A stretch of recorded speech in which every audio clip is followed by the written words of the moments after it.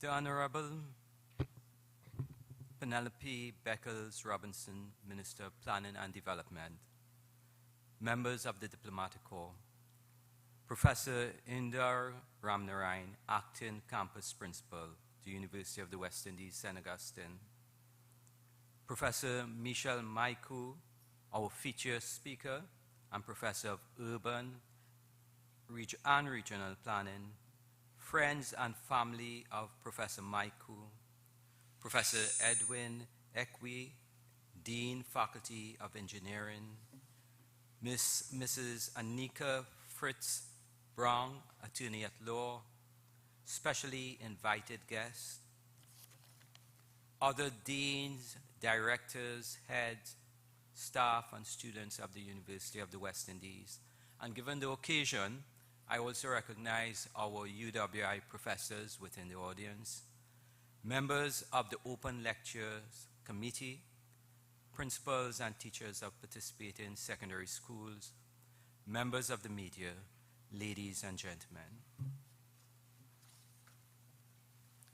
On behalf of the Open Lectures Committee, the host of today's event, I extend a very warm welcome to everybody. My name is Derek Chady, and as chair of the Open Lectures Committee, it is my honor to chair today's inaugural professorial lecture to our well-respected Professor Michel Mycoo on the topic, Caribbean Small Islands, Developing States on the Frontline, the Urgency of Climate Action.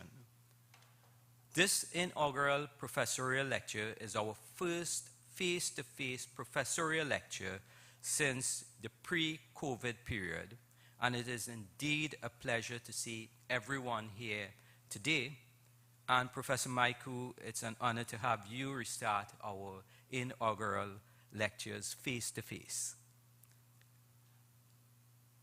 An inaugural lecture, professorial lecture, is a momentous and esteemed occasion to recognize and celebrate the appointment of an outstanding member of the university community to the rank of professorship. At the University of the West Indies, professorship is the highest academic rank within the institution, and the Open Lectures Committee celebrates the outstanding achievement of Professor Michel Mycoo. The inaugural lecture is a formal introduction of the appointed professor to the academic and non-academic community. But equally important, the lecture provides a platform for the professor to briefly share their achievements, including past research and new ideas. Professors play a vital role in the university community. They are a crucial resource within the institution, bringing to bear their knowledge, skills, expertise, and connections for the overall development of students, colleagues, institution, and the wider community. If I may borrow a term from Michael Gladwell, professors play an important role in the tipping point of a university, a tipping point in both the academic and quite often the administrative life of an academic institution. Professors contribute to teaching, research, and administration, and mentoring colleagues in the development of core competencies and skill sets. They develop the necessary synergies and connections to attract large research grants from outside of the university and engage in policy development. The experience in academia make them cornerstones in teaching, a core aspect of university life. Professors nurture upcoming students and provide leadership in curriculum development, designing courses and innovations in the development of programs. These activities all increase the academic standing of a university. The seasoned perspectives of professors add to the synergies of all the vital contributions made by everyone in the university. All these qualities and attributes of a university professor are deeply reflected in the academic, professional, administrative, and community engagements of Professor Michel Mycoo, our featured speaker. A major role of universities is to confront and address issues by creating knowledge, developing skill sets, working with communities and stakeholders to allow for the development and realization of the full potential of society and humanity. The Open Lecture Series is also one of the main ways in which the St. Augustine campus directly addressed this mandate. The Open Lectures Committee falls under the auspices of the Campus Principal's Office. Our campus principal and Pro-Vice Chancellor, Professor Rosemary Bell Antoine, is currently out of the country on university business and sends her best wishes to Professor Mycoo on this occasion. To bring opening remarks is our acting campus principal, Professor Inder Ramnarayan. I am therefore delighted to invite to the podium our acting campus principal.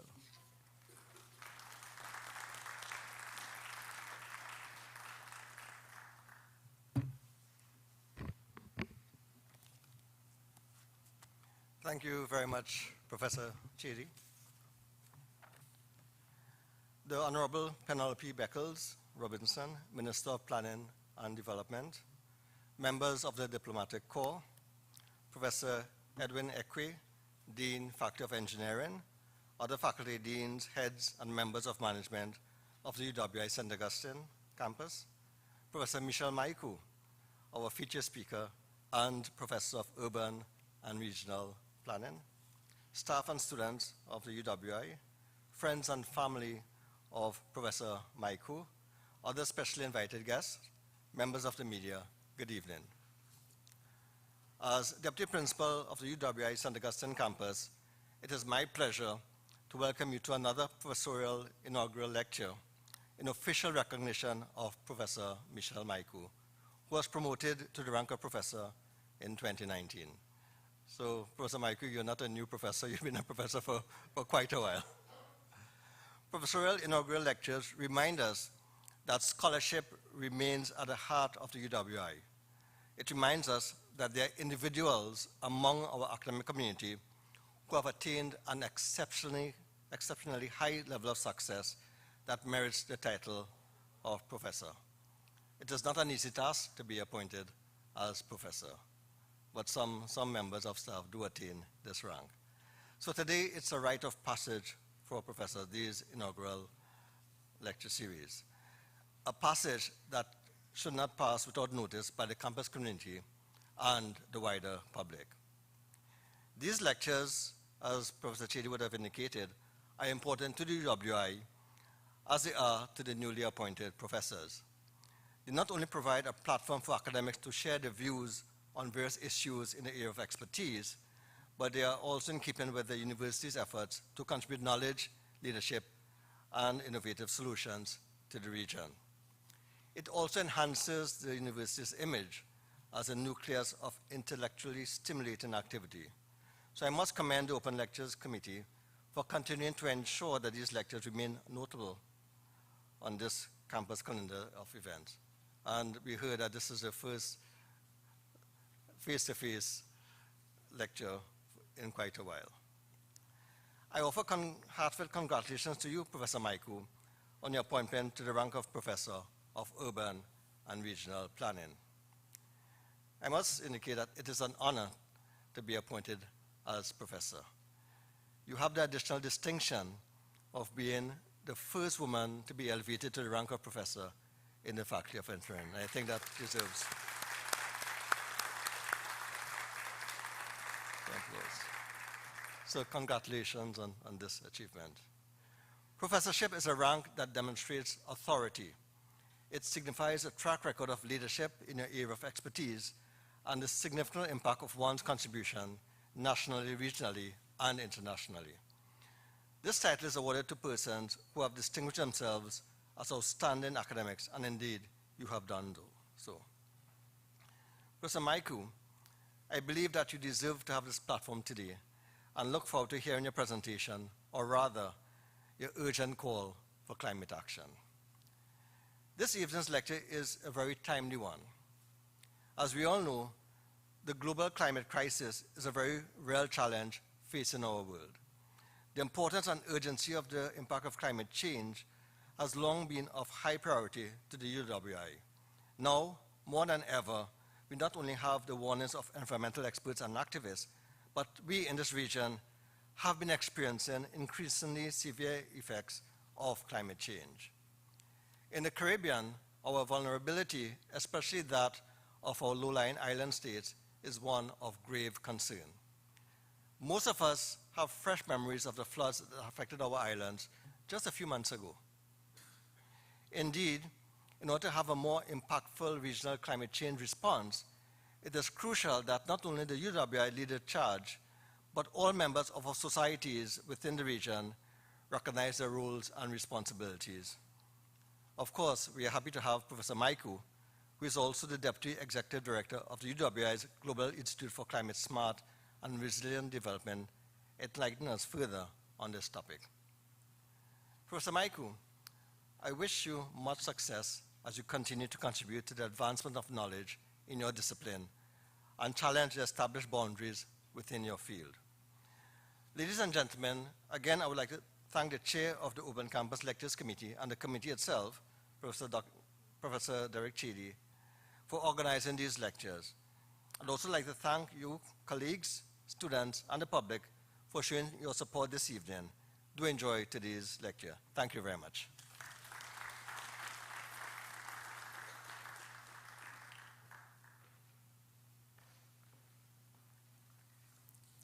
Thank you very much, Professor Ramnarine. Once again, let's put our hands together. Professor Ramnarine is a very passionate, very student-friendly, focused academic and administrator at our campus. Thank you, Professor. Professor Mycoo is a professor in the Department of Geomatics, Engineering, and Land Management within the Faculty of Engineering.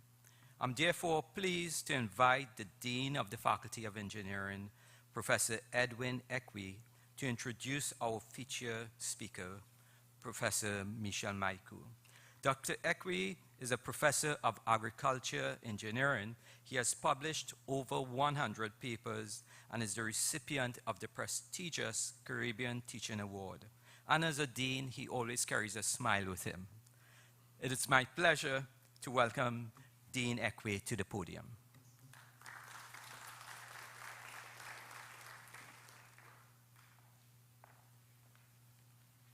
Okay. Thanks a lot, Dr. Chedi. Honorable Penelope Beckles Robinson, Minister of Planning and Development. Professor Inda Ramnarine, Acting Campus Principal. Faculty Deans, heads and members of management of UWI St. Augustine campus. Professor Michel Mycoo, our feature speaker, and Professor of Urban and Regional Planning.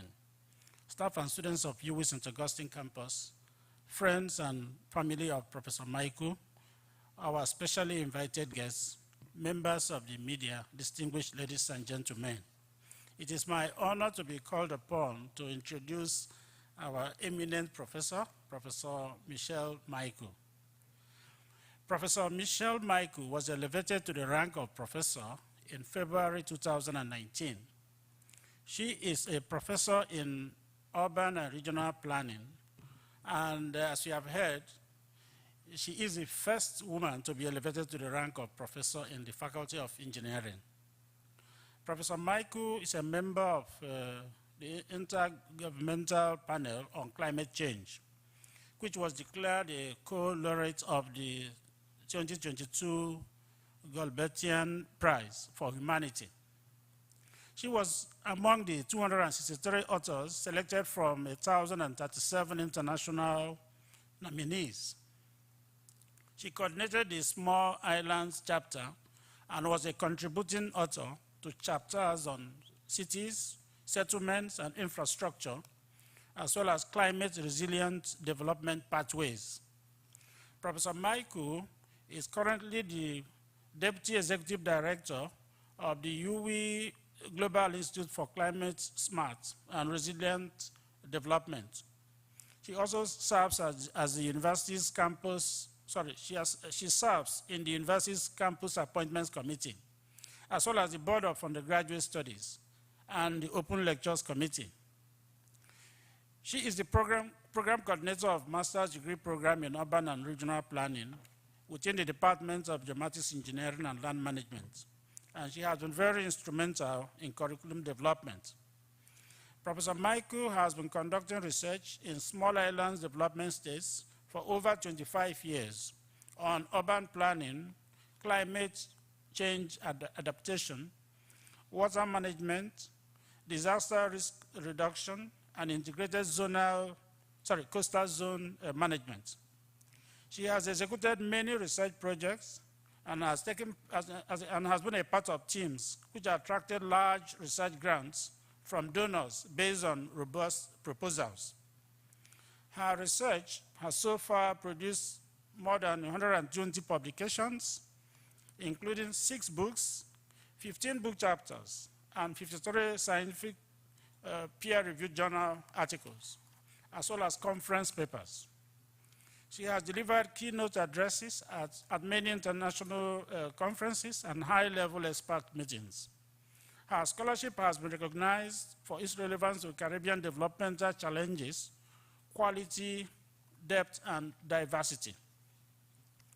Professor Mycoo has a distinguished record of excellence in teaching, in research, and in public outreach.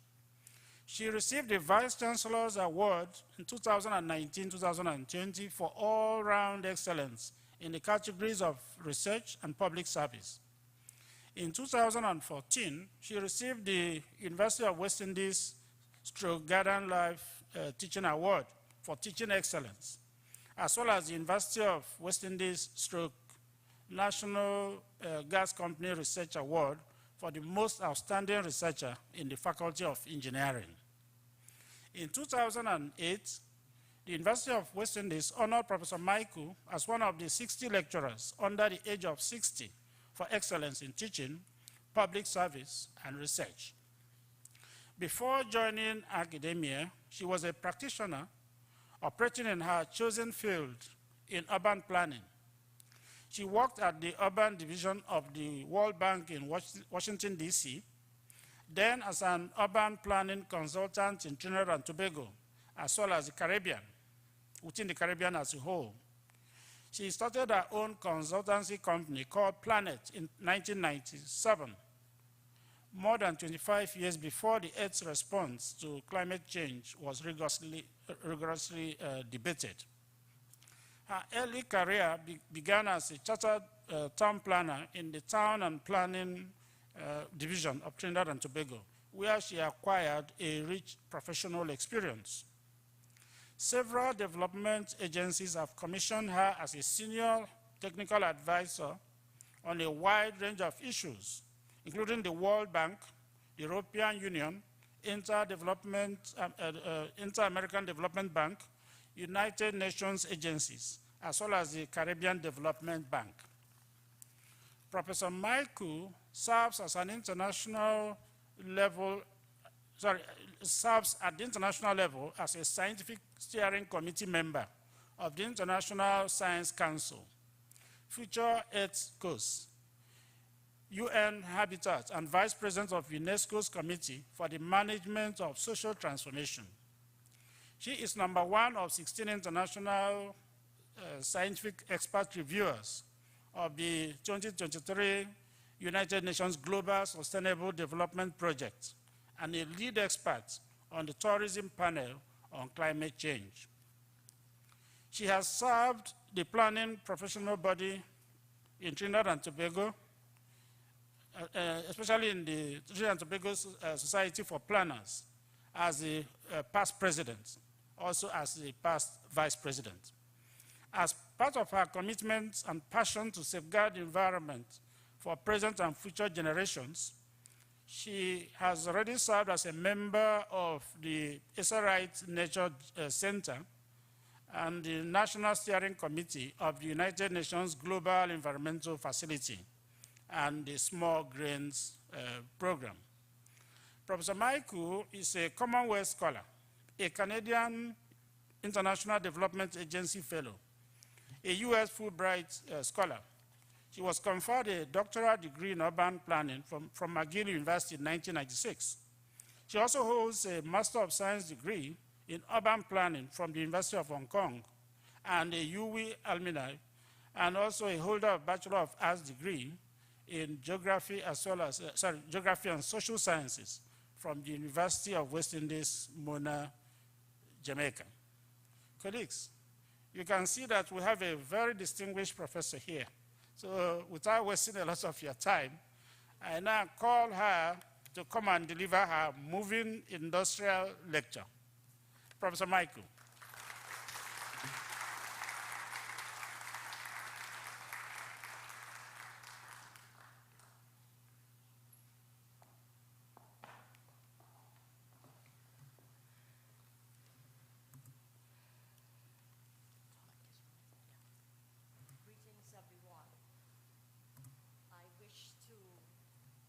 The campus is delighted to have members of the public, professional members, and colleagues, of course, to our campus.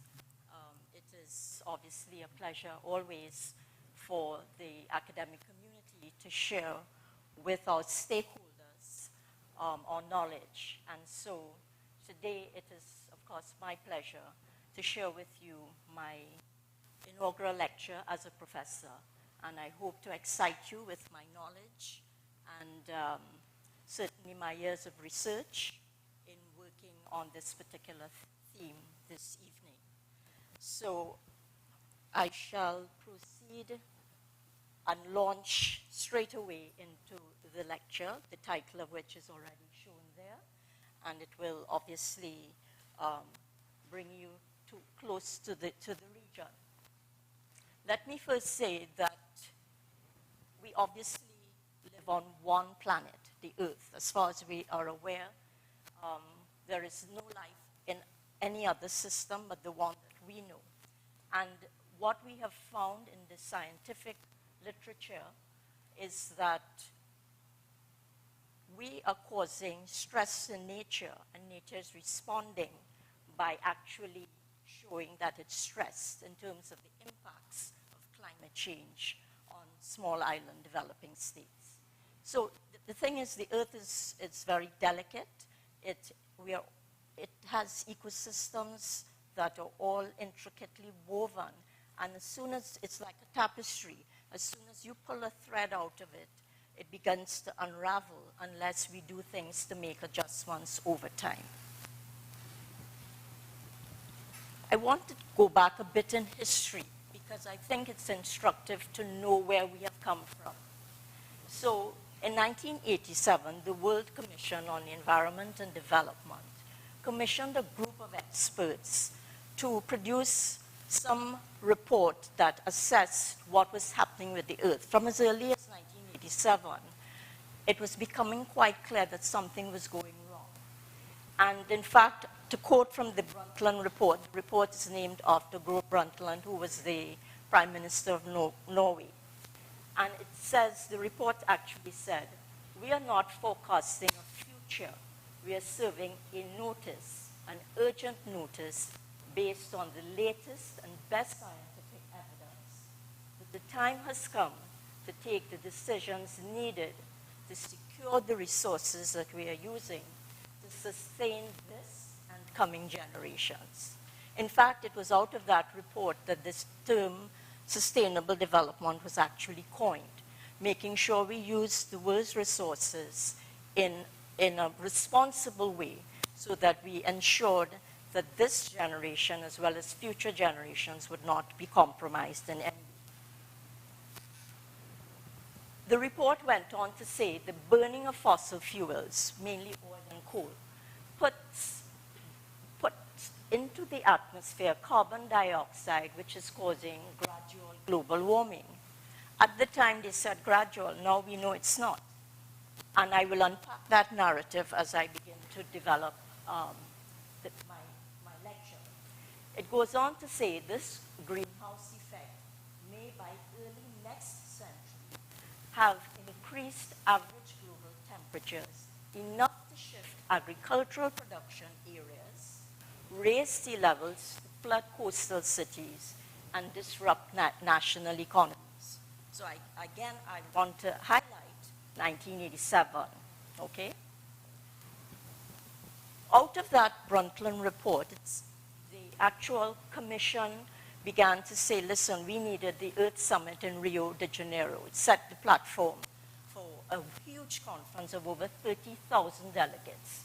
And it was at that historic meeting, it was said that the objectives of the conference were to respond to pressing global environmental problems, and that we world leaders needed to agree to arrive at some kind of consensus on how we were to protect biodiversity, ensure that we were grappling with climate change, and we were also to ensure that we would manage the forests. And of course, it was a great place to have such a conference because the Brazilian rainforests, as we know, is what is keeping our Earth together in terms of, the carbon sinks and so on.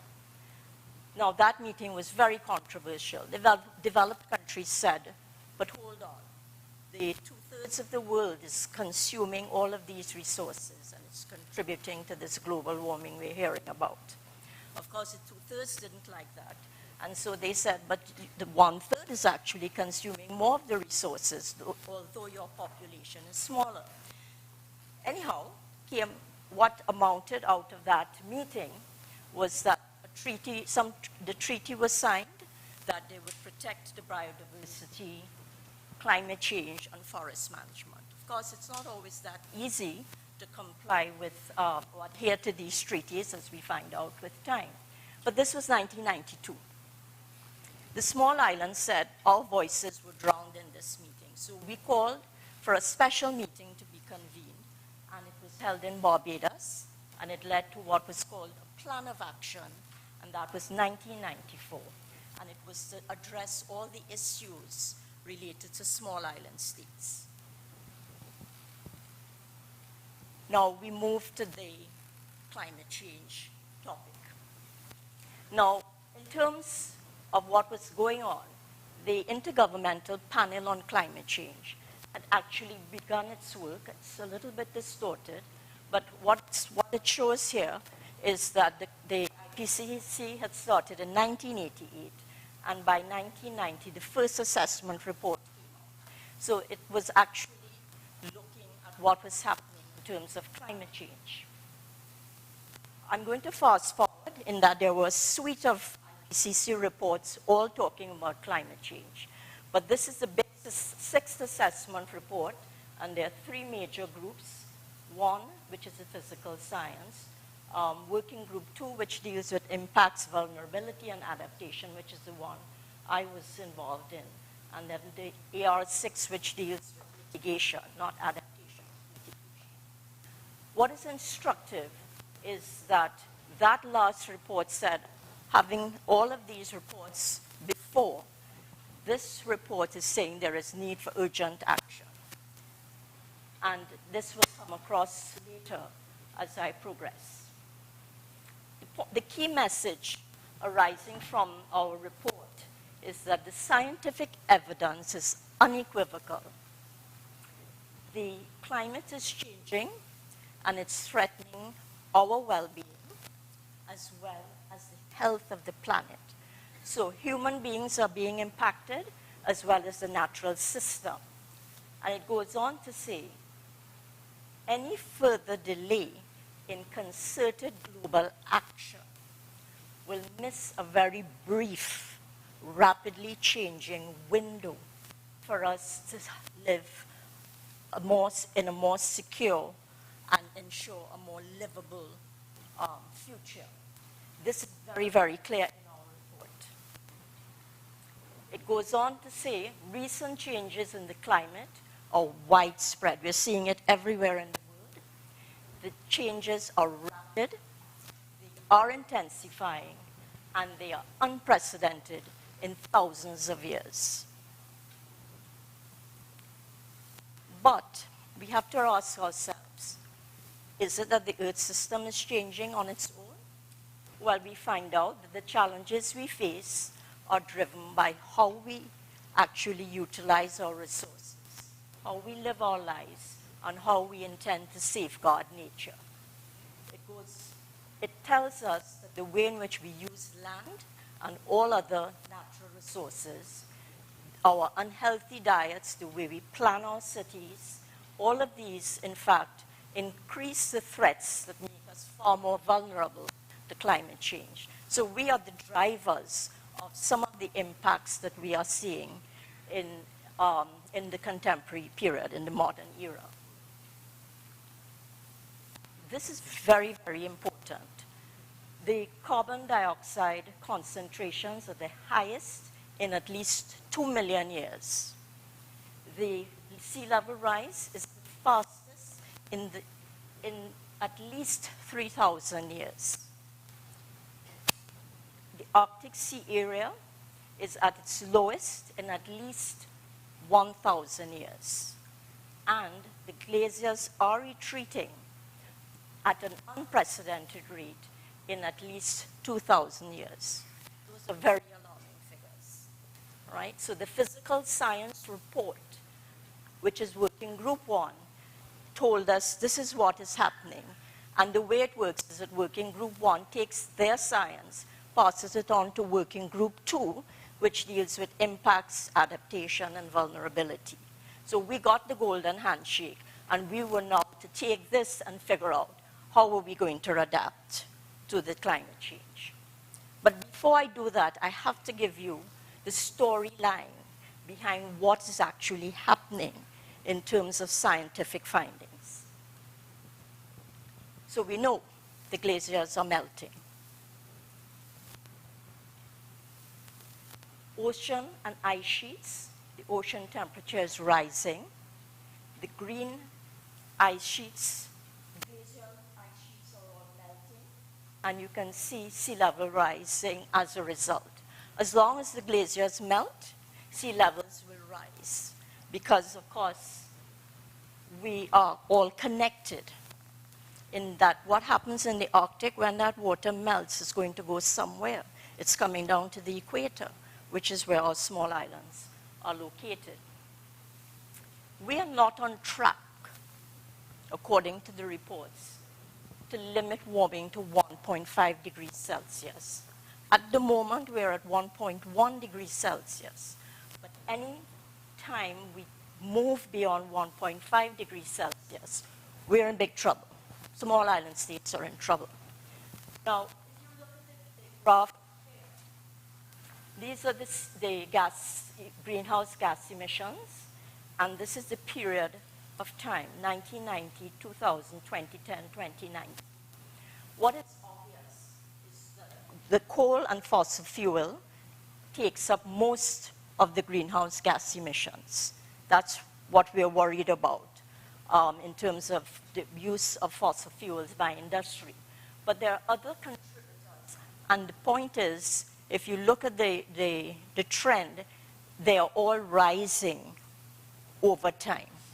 So we have to pay close attention to how that's going to impact on our environment. So we do know the Earth is warming up, and that we do need to pay heed to the effects of warming on our small island states. So we are on the front line. We are in that body of water called the Caribbean Sea, and that's where, when the glaciers melt, water is obviously going to come down to us. But that's not the only impact that we are seeing. Small island states face an existential threat. We may no longer exist if we have some of these impacts.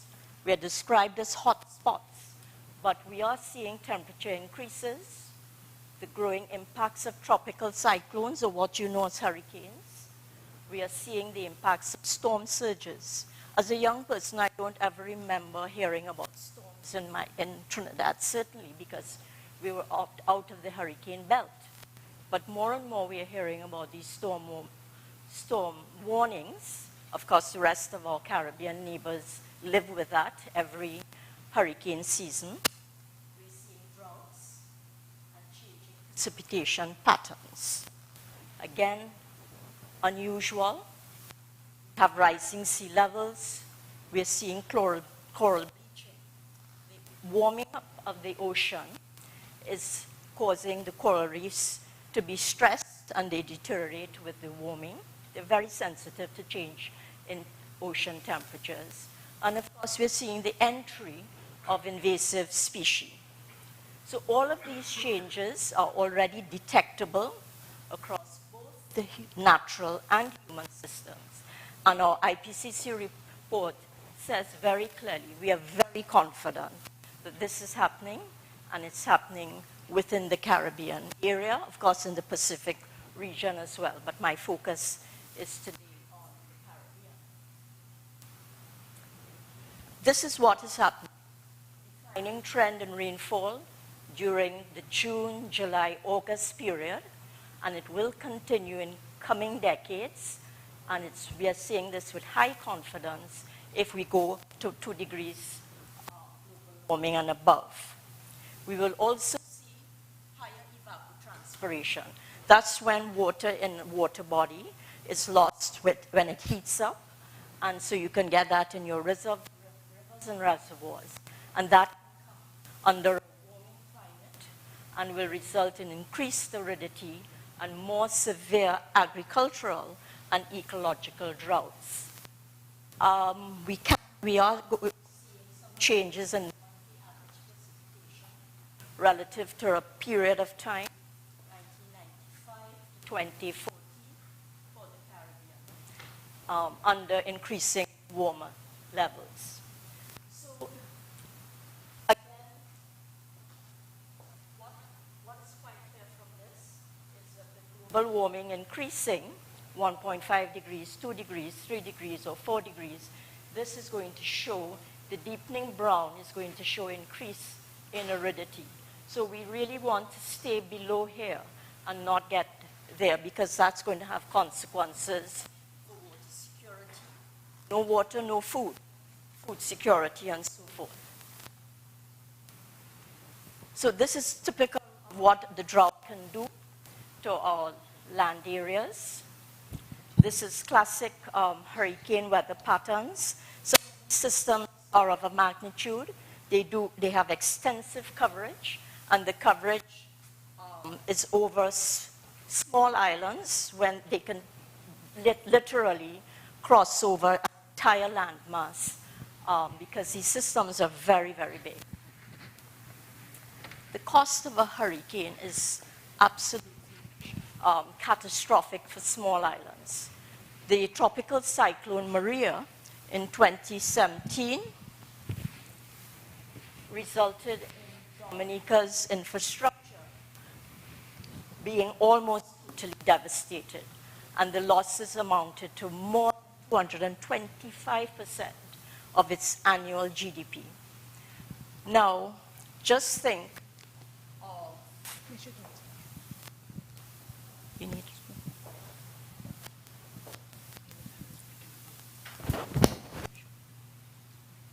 Just think about a hurricane having such a devastating impact on an economy in one hurricane season.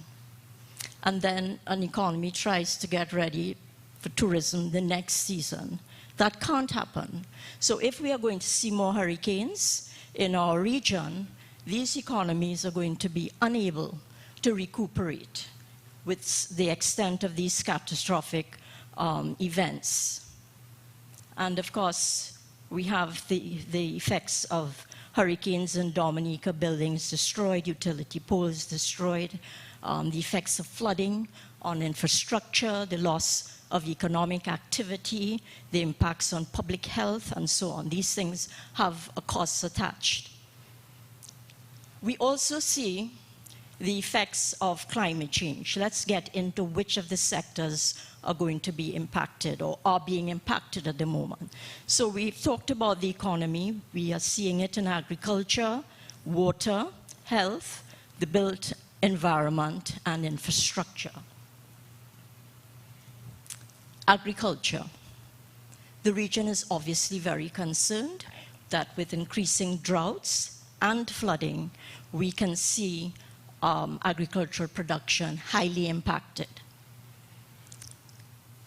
Drought risk projections for the Caribbean.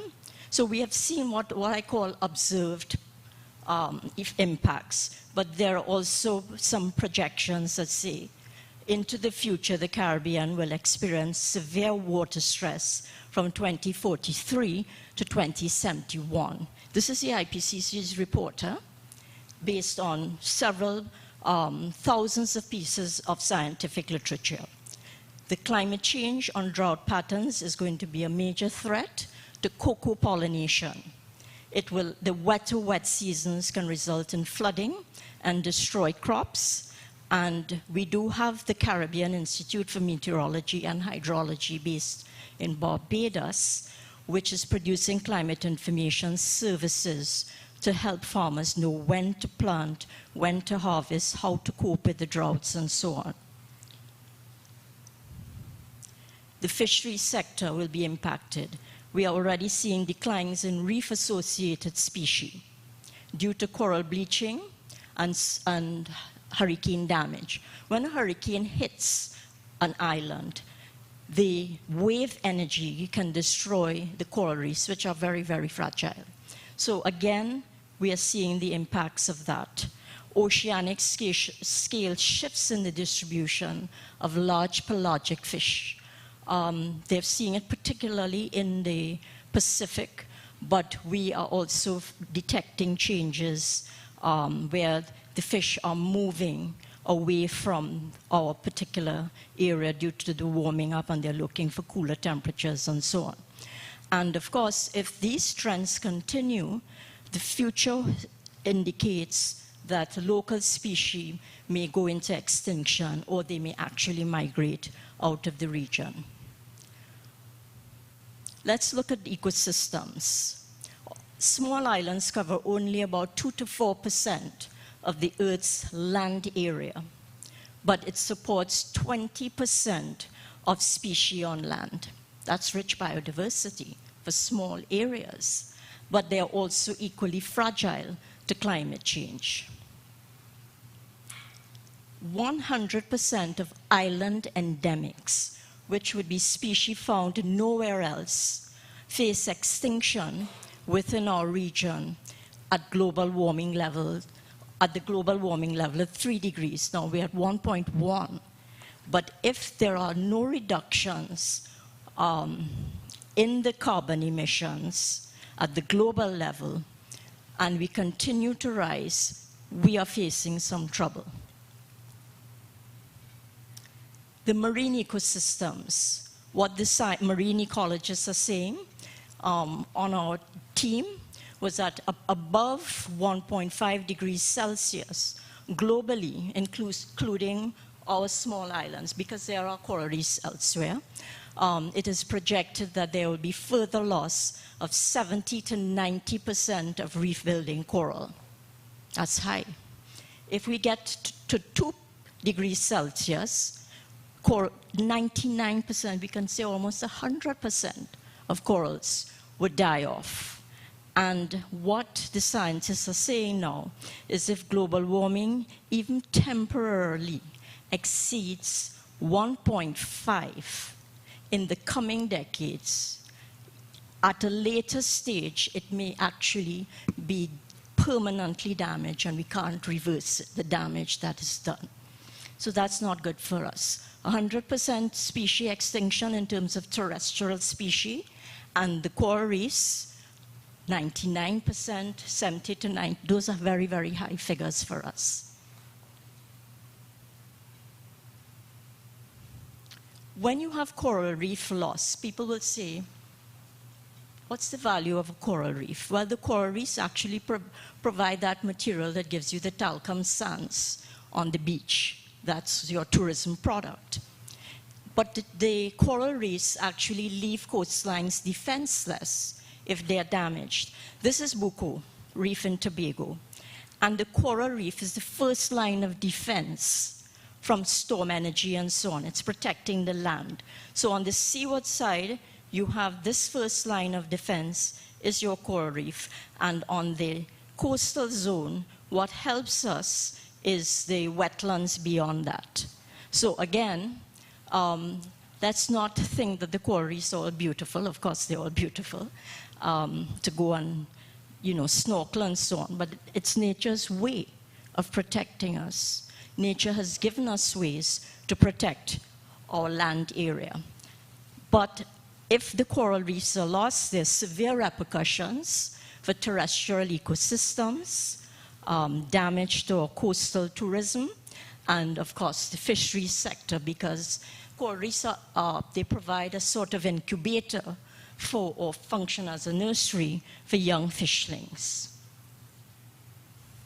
Right. So I'm going to come to the area, I'm pivoting a bit to my area. Of course, I'm a geographer, so I can talk about those things before. But as an urban planner, this is my domain. And so I'm going to talk about cities and infrastructure. There are 2 million people in the Caribbean living below 6 meters elevation. What that means is that our coastal areas are very low-lying, and most of our capitals are in the low elevation coastal zone. What does that really translate into?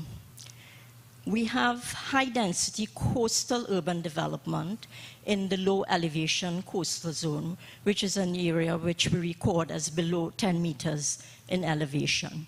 So this is Puerto de España, or Port of Spain as you know it, and it's a low-lying capital. Yes, we have the beautiful northern range behind, but the capital city itself is a low-lying capital city. This is the Bahamas. It's an atoll island. Atoll islands are very flat by nature, so they're vulnerable to sea level rise and so on. And of course, you have storm surges coming from the climate change impacts.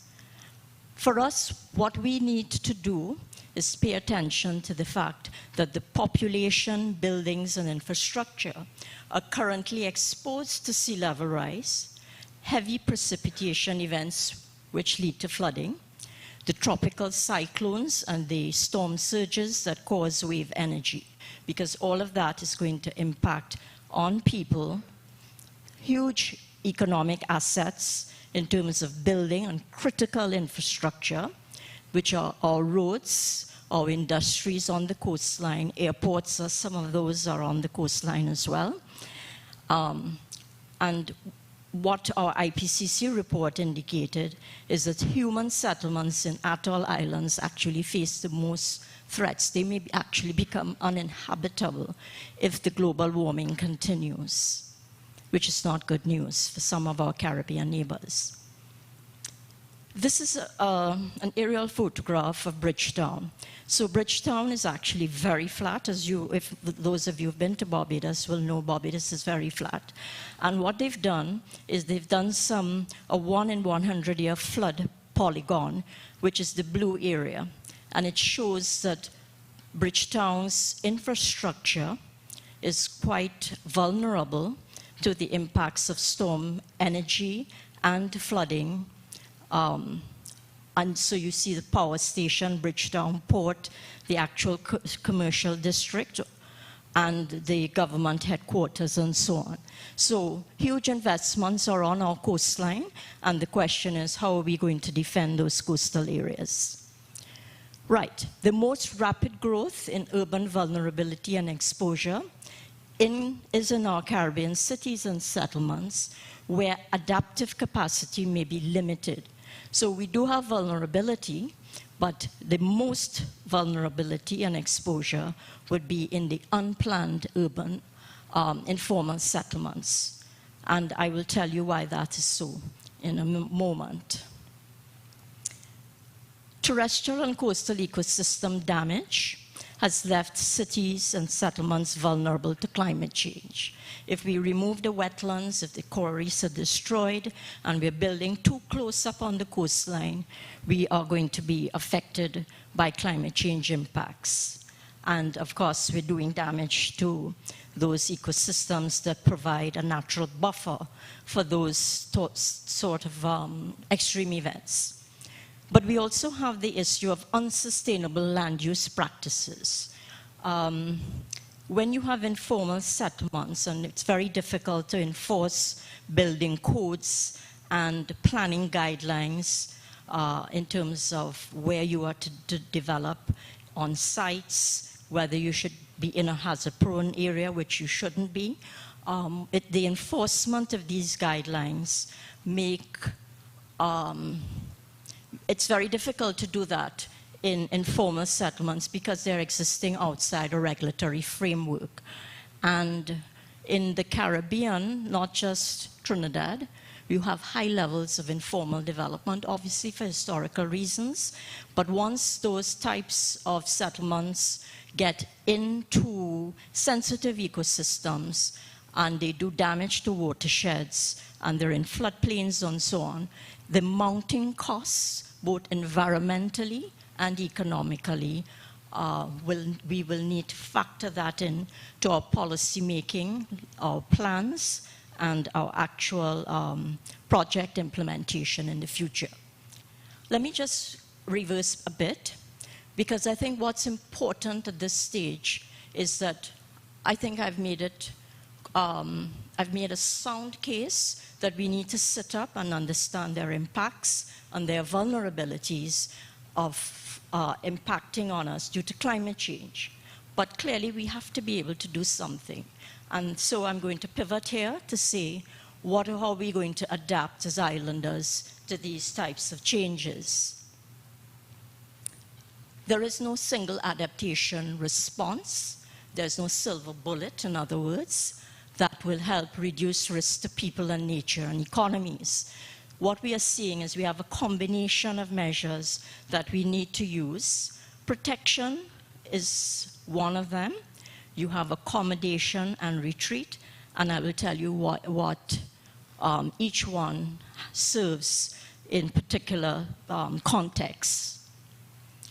Coastal protection, so engineering. If an area is highly vulnerable and there's an urgent need to defend the coastline, then what you do is you build seawalls and revetments. So classic examples, you have the Malecon in Cuba. You do have the seawall in Georgetown in Guyana, built by the Dutch, one of the best engineered cities in the Caribbean. The Dutch are always very good at dealing with flooding and land below the sea. They made land out of the sea, actually. You do have the case of Barbados, where they have been building these short seawalls to protect their hotel infrastructure. And of course, in Jamaica, you have the Palisados, where it's a sand spit. And to get to their airport, you have to actually travel on that Palisados or sand spit. So they've actually had to bolster the sand spit by using boulders all around and elevating sections of the sand spit to get into the Kingston airport. Otherwise, you can't make your flight if water kept invading that sand spit, which is what was happening. So protection is absolutely critical. That's Havana, that's Bridgetown, Hotel Stock, their capital, and then the airport. So you're protecting important economic assets. There is damage of ecosystems, however, if the engineering structures are poorly designed. You have to do good science, otherwise you're actually doing more damage than before. It's called maladaptation, actually. And if you're going to go the route of engineering, bear in mind that the costs are extremely high, both to construct the structure and to maintain it in the long term. So this is one measure. It works, but of course there are some other measures in the shopping lists of options that we have. The other one is accommodation. Accommodation is essentially saying, okay, we are going to accommodate the climate change. Let it happen. But in so doing, we are going to ask nature to carry out its role. So nature offers significant untapped potential to reduce climate risks and deal with its causes. So the Bucco Reef, as I've explained before, is nature's way of defending us from the sea. It's the first line of defense from the seaward side, because the coral reefs actually help break and temper the force of the wave energy. Accommodation refers to ecosystem-based adaptation, accommodating nature. So we're talking about watershed management, reforestation, mangrove replanting, and coral reef restoration.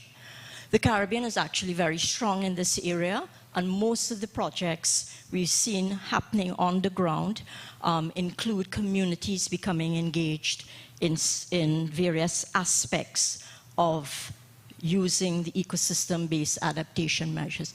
Now, nature is very slow to respond, so it takes time.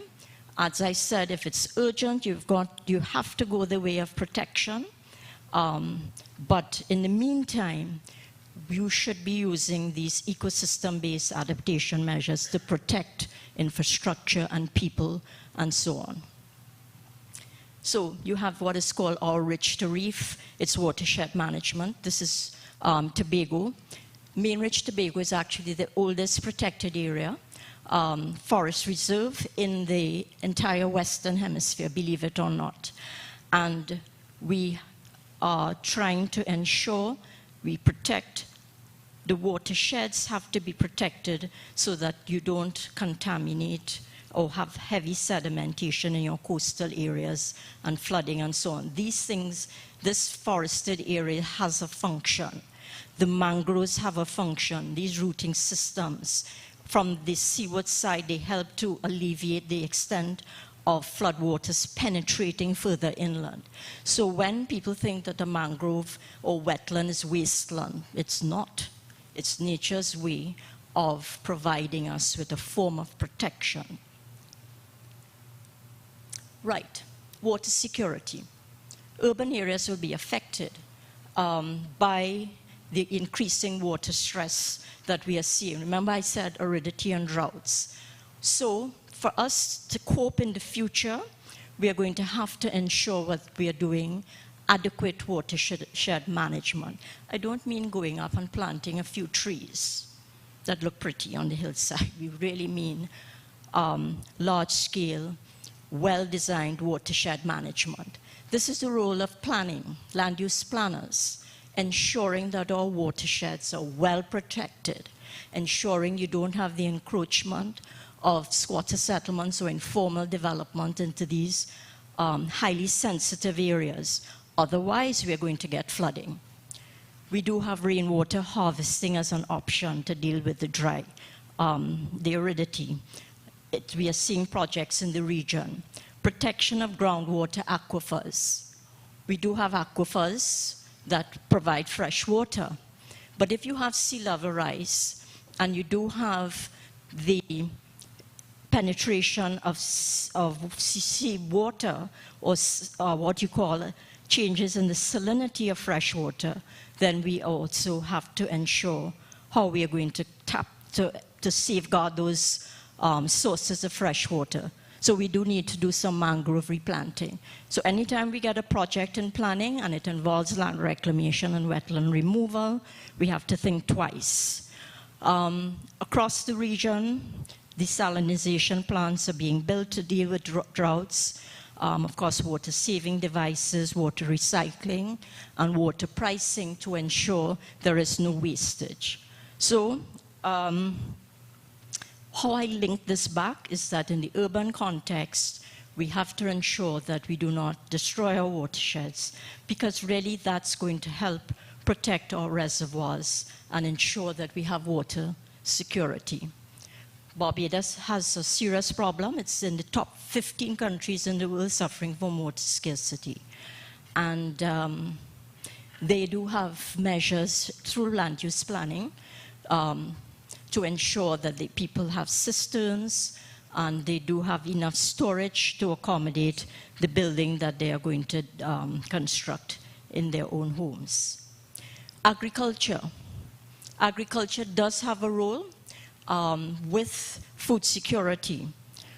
A nation cannot be safe if its water resources are not safe and if there's a threat to food security. So we do have examples of an emerging science. This is an example of a product called Bioforge. The farmer said he did not suffer from flooding, but the plants wilted when there was the flooding in November 28. And he was able to apply a particular type of product that helped in adding some degree of what you call soil drench that saved at least 90% of his crop. So farmers who are impacted by floodwaters, they are suffering high economic payouts, but there is an emergent science. I'm not an expert in that area, and I do know my colleagues are here from the food and agricultural department, so they will obviously be doing their own research in that area here at the UWI. Okay, adaptation opportunities in planning, architecture, and urban design. We need to ensure that our settlements are resilient. They can cope with the climate change, whether it's storms or flooding and so on. So as a result, we have to ensure that our land use zoning plans are robust, that our policies are practical and can be implemented on the ground. We need to look at the question of slope and height restrictions. We were at 300 feet and we've gone to 500 feet, which means developers are pushing more and more to build at higher elevations. However, we are seeing a linkage between more development above the 300-foot contour line and flooding in areas where the infrastructure cannot support the rapid runoff of water that accompanies heavy precipitation. In urban planning, to adapt to the changes we are seeing in climate change, we have to avoid flood-prone areas, or what we call hazard-prone areas. Site selection for development will therefore have to be carefully thought out and based on science. Also, we need to revisit the building codes. Yes, I know the engineers have been working at revising the building codes, but given the storm activity, we have our Caribbean neighbors who've had to deal with it, and they are using building codes to reduce the risks resulting from disasters. And finally, in terms of planning, informal settlement upgrading aimed at low-income households that are vulnerable to climate change requires some thought because of the high levels of households living in informal settlements that do not have the benefit of planning input into how their structures are built and where they're located.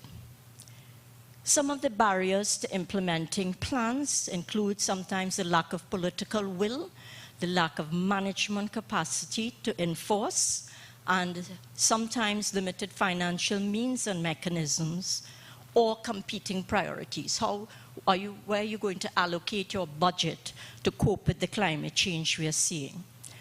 More and more we are hearing in adaptation that you need gender responsive policies and plans dealing with all the marginalized groups, that they have an input in so as to ensure that there is buy-in to adapt to the climate change that is being experienced on the ground.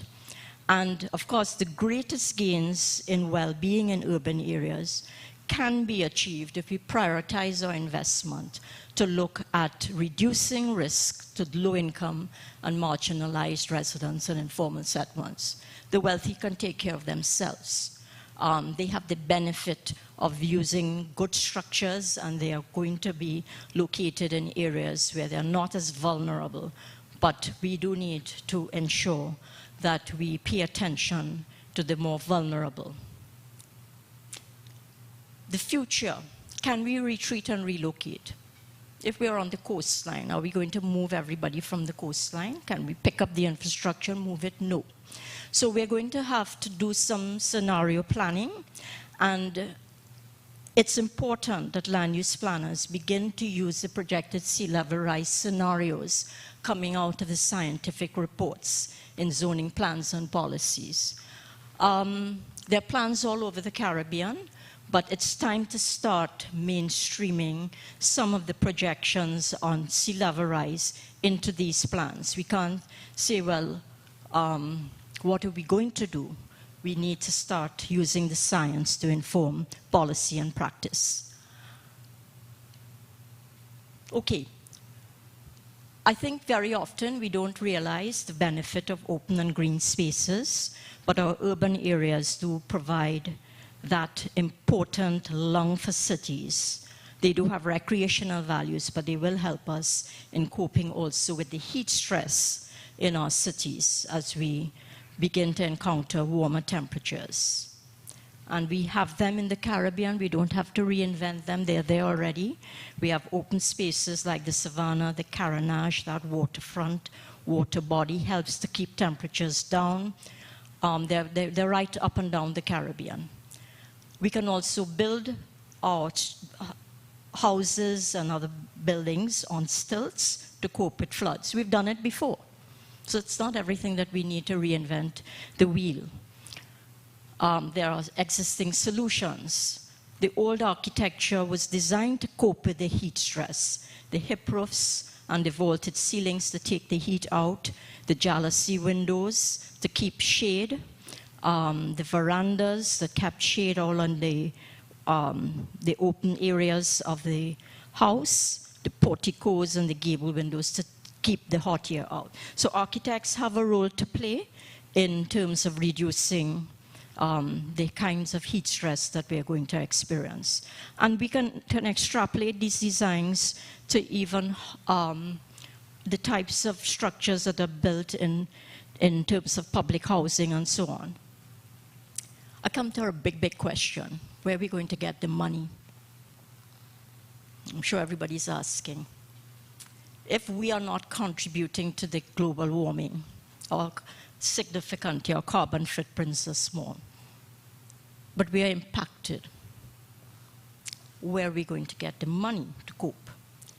So, I know I have an expert in the room, one of my colleagues from Salisis, and she is working in that area. But from the work that is being done, and in our IPCC report, there have been decades of promises to small islands that are highly vulnerable but have small carbon footprints. $100 billion was promised to finance climate change adaptation in developing countries. SIDS have received very little. And what we've been getting, they're not grants, they're loans that we have to pay back.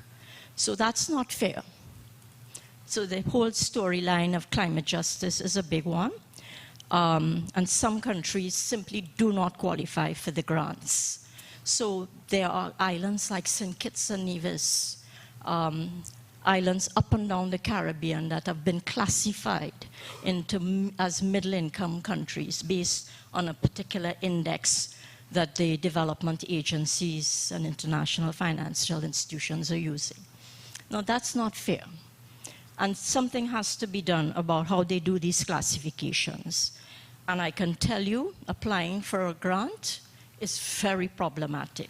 And I know I have an expert in the room who is on the front line at all the COP meetings, explaining that it's not easy for us to qualify for the grants because the whole process of the application process seems to have been made very complicated, and we need skilled people to cope, to be able to help us write the proposals. It comes down at the end of the day to ensure we have a governance system that can help us do what we have to do in adaptation. So agencies within the region within countries need to speak to each other and coordinate activities, Institute of Marine Affairs, EMA, Planning, TNCPD, we need to ensure that we have to probably get climate legislation to mainstream what we want done. We have to build technical capacity, which obviously is the university's function.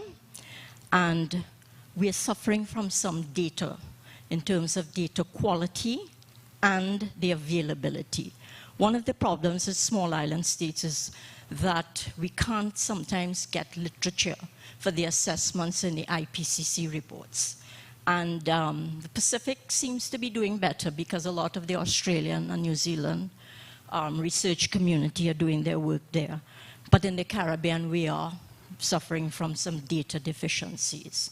And that's not good news for us, but there is a clarion call to young scholars in the region to up your game and get your research done, because that's the only way we can have much more robust policies and plans. Of course, at the end of the day, education and awareness would be critical. Changing behavior, getting people to understand what you do is impacting on the environment and it's worsening the climate change impacts. And of course, looking at local knowledge, ensuring that let the farmers tell you what they're experiencing. Let the builders explain to you what they're noticing with high winds. Don't rely strictly on the scientific community, but also embrace local knowledge. Okay, I'm about to wrap up. There are some points that need to be made. Even though we can adapt, there are limits to what we can do. Above 1.5, some of the natural solutions from ecosystem-based approaches may no longer work. Coastal species cannot cope with sea level rise, and they may in fact migrate. Above 1.5 degrees Celsius, coral reefs will die. That's it. And above 1.5, the lack of fresh water because of the droughts and so on could mean that those people living on islands can no longer adapt, and they're saying atoll islands people may need to migrate. And by 2 degrees Celsius, it will be extremely challenging to farm multiple staple crops. So that's food security, water security. The list is there. So there is an urgent need for us to act to avoid the mountain loss of life, biodiversity, infrastructure. And to avoid that loss, we need to have ambitious, accelerated action to adapt to climate change, and at the same time, ask the global community to please cooperate in terms of making rapid, deep cuts in their greenhouse gas emissions. In terms of our immediate future, the impacts and risks we face today will increase substantially over the next 2 decades. So the window of opportunity is indeed shrinking.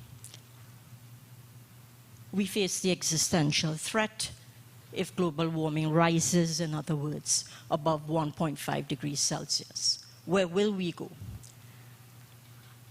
The scientific evidence is unequivocal. Climate change is a threat to human well-being and the health of the planet. I started by saying this. I will end with this.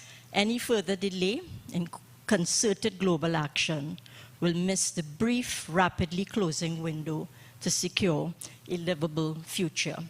And I will just ask now for the video. There's a 1-minute video that I want you to hear because I think it's very powerful. Do some leaders in this world believe that they can survive and thrive on their own? Have they not learned from the pandemic? Can there be peace and prosperity if 1/3 of the world literally prospers and the other 2/3 of the world live under siege and face calamitous threats to our well-being? Our world, my friends, stands at a fork in the road. One no less significant than when the United Nations was formed in 1945. But then, the majority of our countries here did not exist. we exist now. The difference is we want to exist 100 years from now. And if our existence is to mean anything, then we must act in the interests of all of our people who are dependent on us. And if we don't, we will allow the path of greed and selfishness to sow the seeds of our common destruction. The leaders of today, not 2030, not 2050, must make this choice. It is in our hands, and our people and our planet need it more than ever.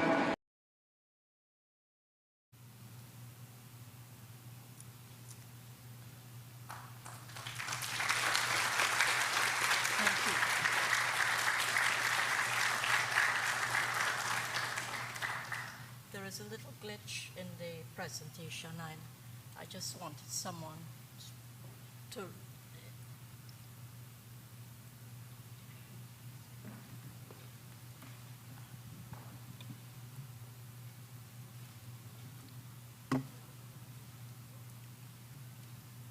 It's at the very end. So it's not moving, is it? Just go back up one more. Back down. Right. I'll put it on slide. So while we are just loading up the last two slides, I think it's important to note that Prime Minister Motley made that very powerful speech at COP26 in Glasgow. She has a very powerful way of articulating her thoughts amongst world leaders. But more importantly, what she's doing is really taking the science, and her advisors are giving her the science to make that plea to the international community that they really need to get on board in reducing the carbon emissions.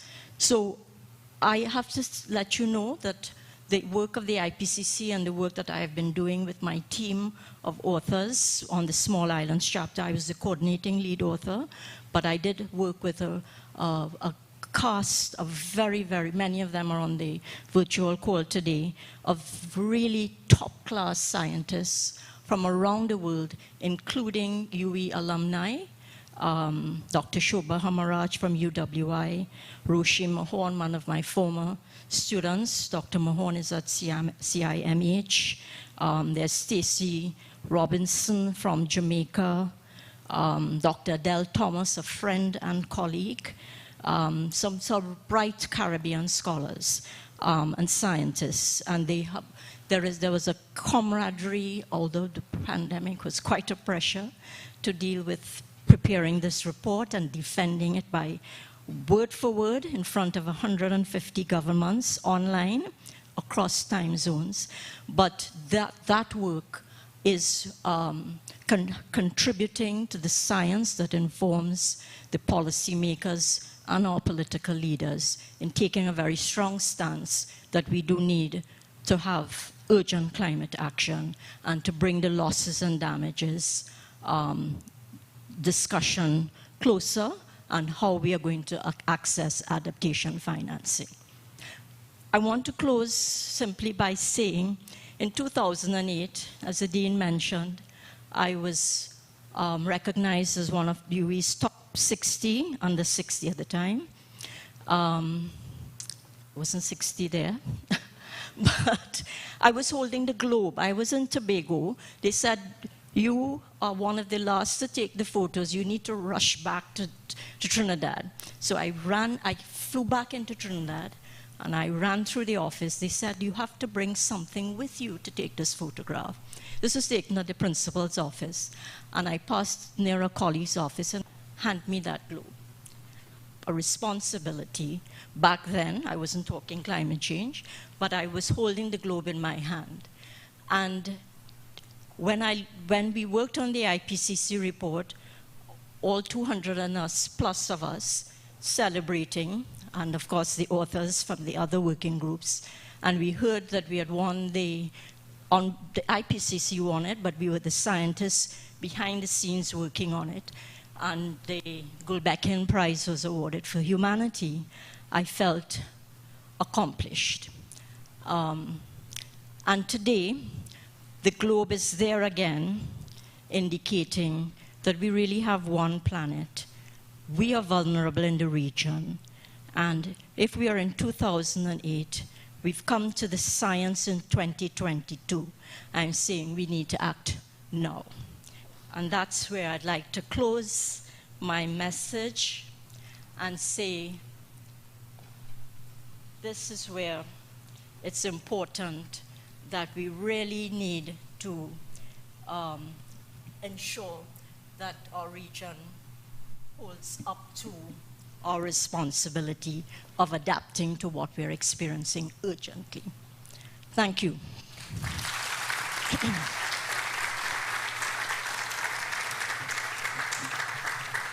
At this point, thank you very much.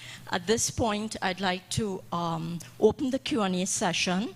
It will be moderated by Dr. Sunil Lalu from my Department of Geomatics Engineering. He's also my former student, so I'm quite happy to share the session with him. Thank you very much, Professor Mycoo. Let's just give her another round of applause, please. Before we begin, I just want to say how proud I am of Professor Mycoo. She mentored me as a student, saw me through undergrad, postgrad, doctoral work, and then after that as junior faculty now in the same department. So I'm very, very happy to be here to represent the Department of Geomatics Engineering alongside Professor Mycoo as one of her junior colleagues. One thing in listening to her presentation, the first thing that comes to my mind, as I'm sure it does with many of you, thank you, I know I'm vertically challenged, so these things really are a bit of a difficulty there, is the impact of the film industry. We see all these movies painting climate change in this very dramatic way, that you don't do something now, and then this huge wave comes and just, we all die. Yeah? So it may not be like that, even though we presented it like that, but we need to understand that small things make a difference as well. Flooding makes a difference. It may not be for those of us fortunate not to live in flood-prone areas, but for people who suffer from flooding, it makes a difference to them. So it's important that we view climate change with a very high degree of empathy as well, right? And as Professor Mycoo mentioned, coming down to the end of her presentation, that it's unfortunate that the most impacted group as a result of climate change also happens to be the most vulnerable group in any event, which is the poor. Right? The majority of our population live in coastal cities, and the majority of that population form part of informal settlements.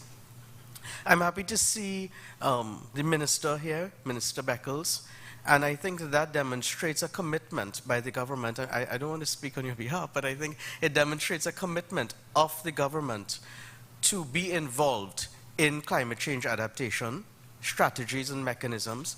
And I see we also have members of the diplomatic community here as well. We're very happy to have you be part of this, and I think that too represents your commitment to cooperating with us in these adaptation strategies. So now I would like to open the floor for questions for Professor Mycoo from the audience first of all, and then we will go to questions from our virtual community. So who wants to start the ball rolling?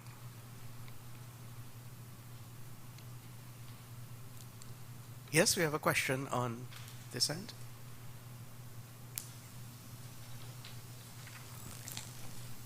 Hi. Hi, thank you, Professor Mycoo, for an excellent presentation. Whereas I am proud of the fact that you, as a citizen of Trinidad and Tobago and a UWI professor, has a significant role in the international discussion on climate change. I want to appeal to your urban planning hat, because Dr. Lalu mentioned something about if you don't live in a flood zone, it doesn't pertain to you, and that is what I want to address. I think in Trinidad and Tobago, well, from your discussion, and as we can work out, climate change is an international issue, but the power is not in us to change. The only thing we can do is focus on adaptation, and we don't have the money for it. But we have a local problem. that is part of the urban planning situation, and I think it's often conflated with climate change, and that is solid waste, bad drainage. So as you're using your urban planning hat, sometime in the future, not now, I understand that climate change is taking up everything, but if we really want to help, really want to control what is happening in Trinidad and Tobago, I think this situation of flooding, where everywhere in Trinidad and Tobago is a flood zone. Port of Spain is a major flood zone. St. Anne's, Maraval, everywhere is a flood zone because of bad drainage. And this is after like 5 minutes of precipitation. So you can't say it's extra heavy precipitation. I've seen streets in St. Anne's become rivers, impassable. You know, once I was caught at TGIF, I had lunch, and by the time I looked around, the road was impassable. And do you have a question regarding this experience? Yes, the question I have is, where do you see, and do you feel that solid waste and is, how much of the flooding, you know, I don't think that in inner cities we can blame climate change. So your question is on solid waste? My question is on what are we doing about drainage and solid waste, which I think are interconnected. Yes. So Professor Mycoo? Sure. Thank you. The question is a valid one. And yes, I did mention that we are seeing a level of urban development that is not always accompanied by either upgrading of drainage infrastructure or building new infrastructure to cope with the excessive runoff that we are seeing. So I think certainly in terms of adaptation, we need to revisit our hillside development policy, because if we are permitting development up higher up the slopes and cutting land, it means we will have excessive runoff.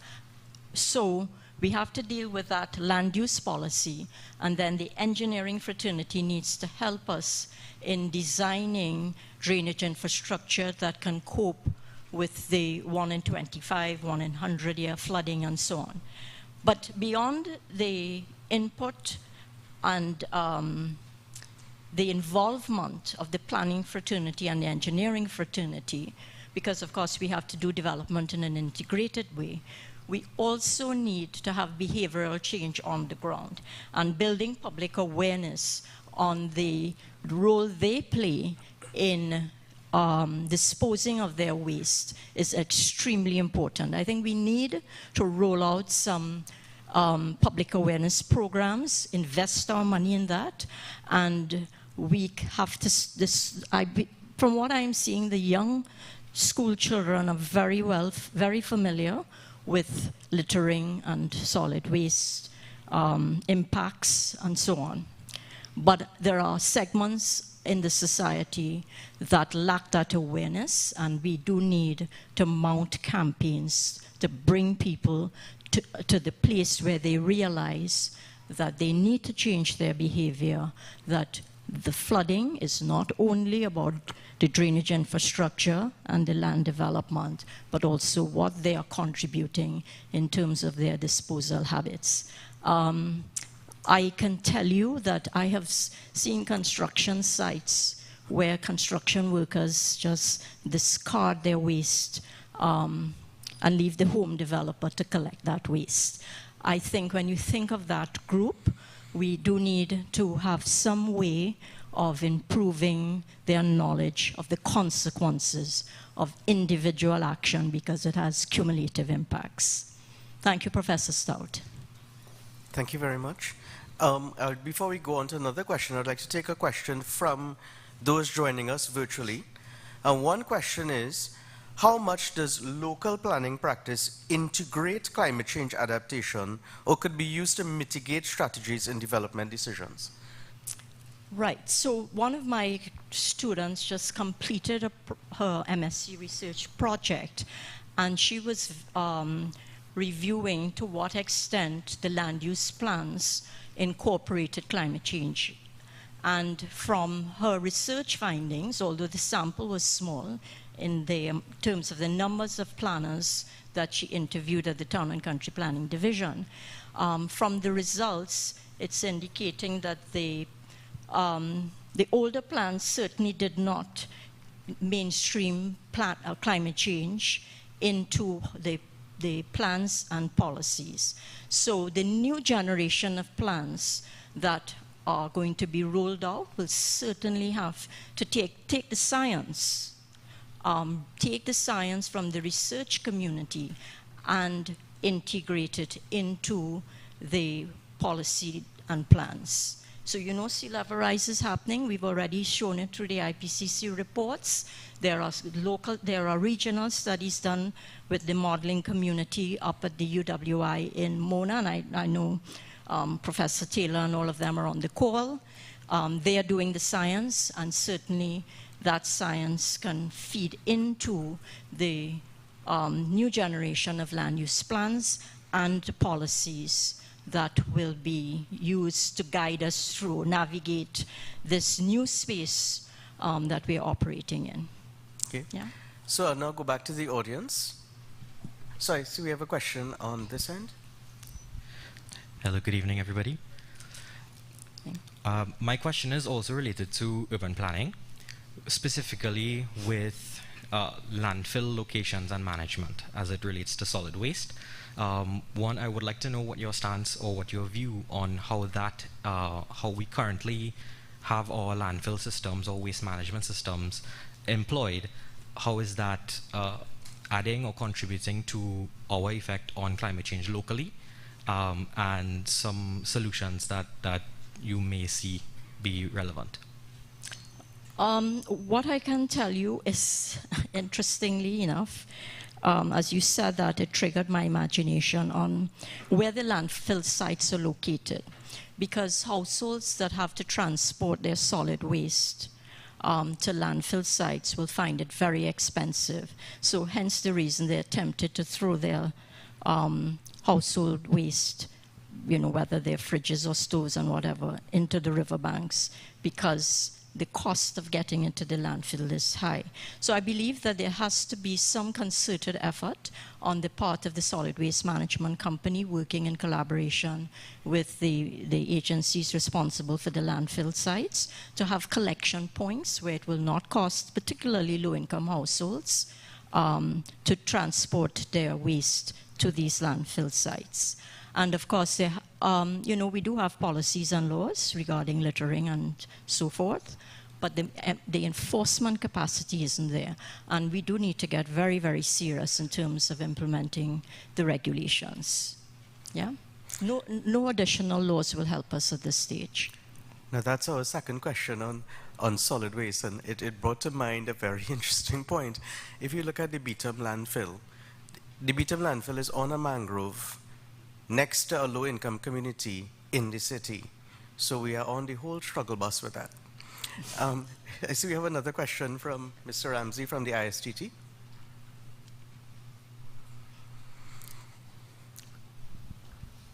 Good afternoon, Professor Mycoo. My name is Nigel Ramsey, and I'm the president of the Institute of Surveyors of Trinidad and Tobago. My question is on financial institution. I'd like to get your perspective on this. In Tobago in particular, we have a number of people with land. And what the issue we are having is a number of the people in Tobago who this affect are contracted workers. So what you have is they are building houses outside of the the formal structure, which is through town and country planning, because the financial institution are not providing loans to people with short-term contract, 1 to 3 years.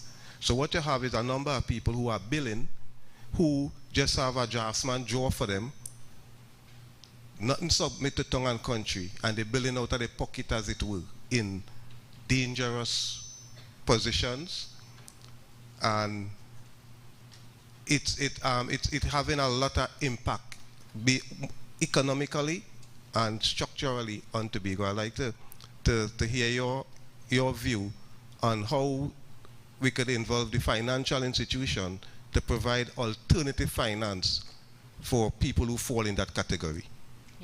Good question. But ironically, you know, the very wealthy don't need to go through financial institutions to build either.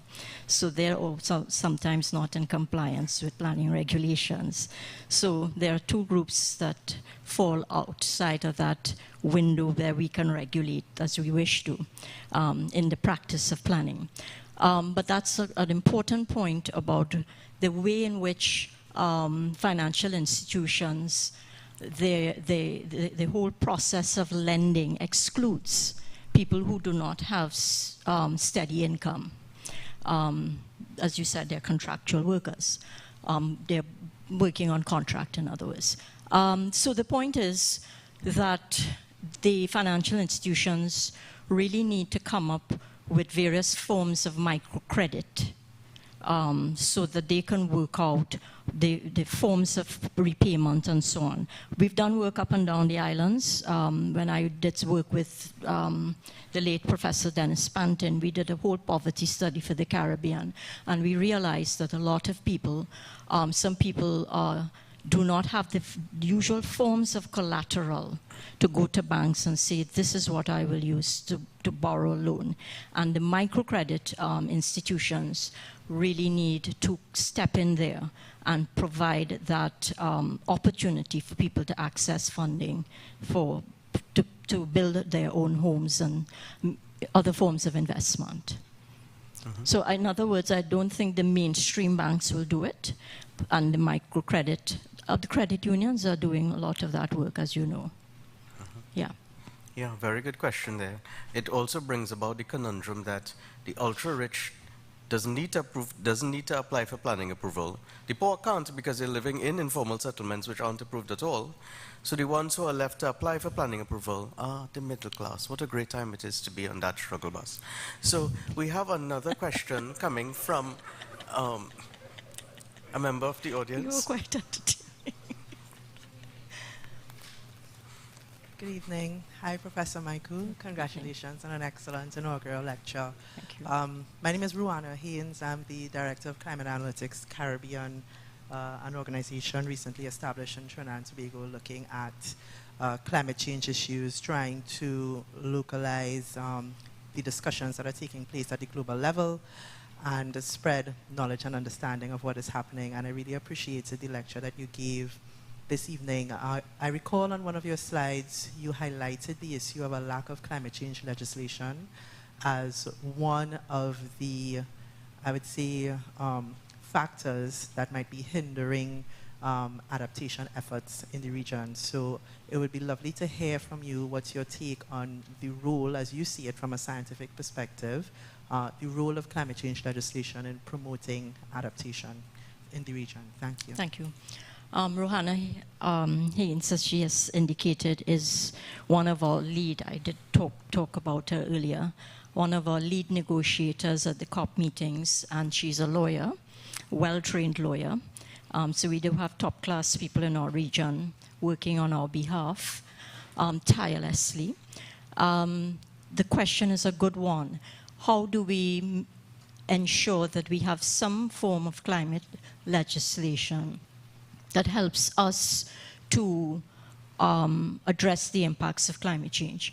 So in the case of Puerto Rico, they did something quite innovative a few years ago when they were impacted by an extreme hurricane event.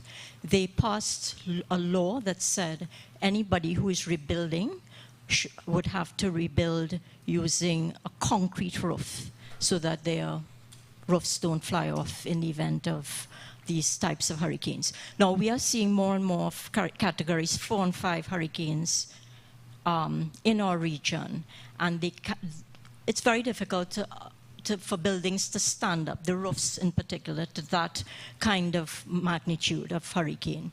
But they said in Puerto Rico, this is the way we are going to adapt and reduce disaster risks in that context. So there are some possibilities there through the legislation.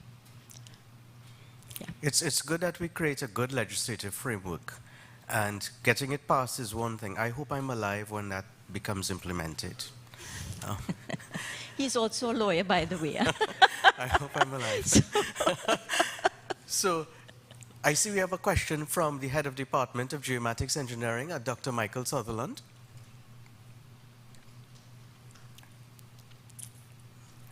Good evening, Professor Mycoo.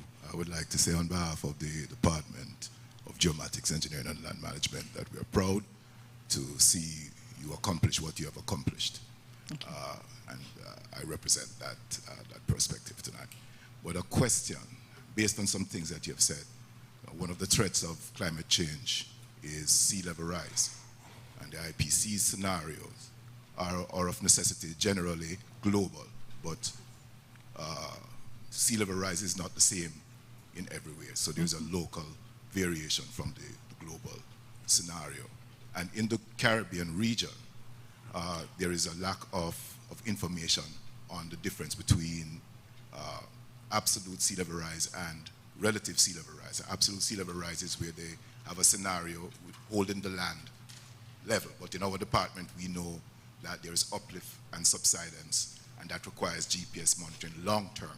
And if you add to that, that planning policy, good planning policy, you can correct me on my characterization, is dependent upon good scientific data.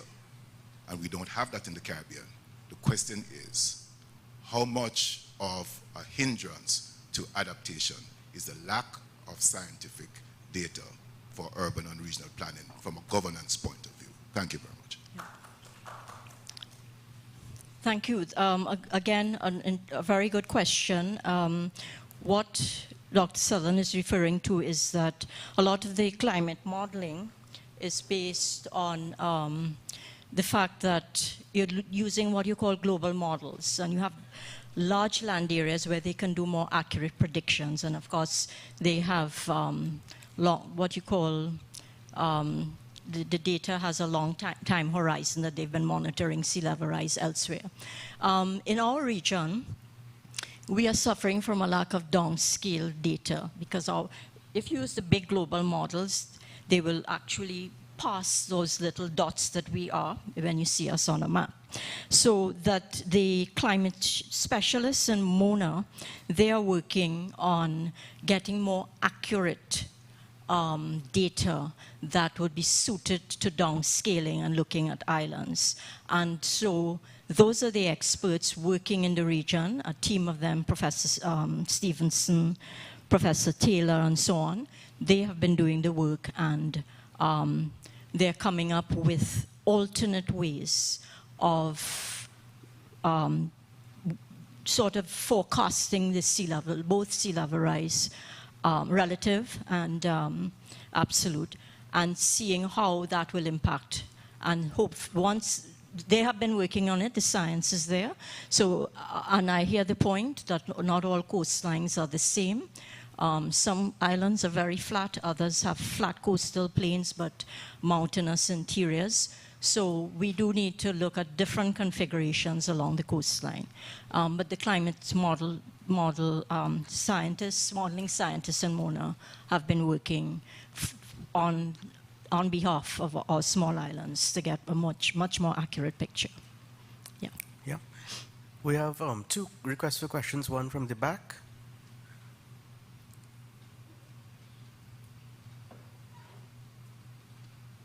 Lady with the black mask. Here's a mic. And then from Dr. Rupnarayan in front. Black mask.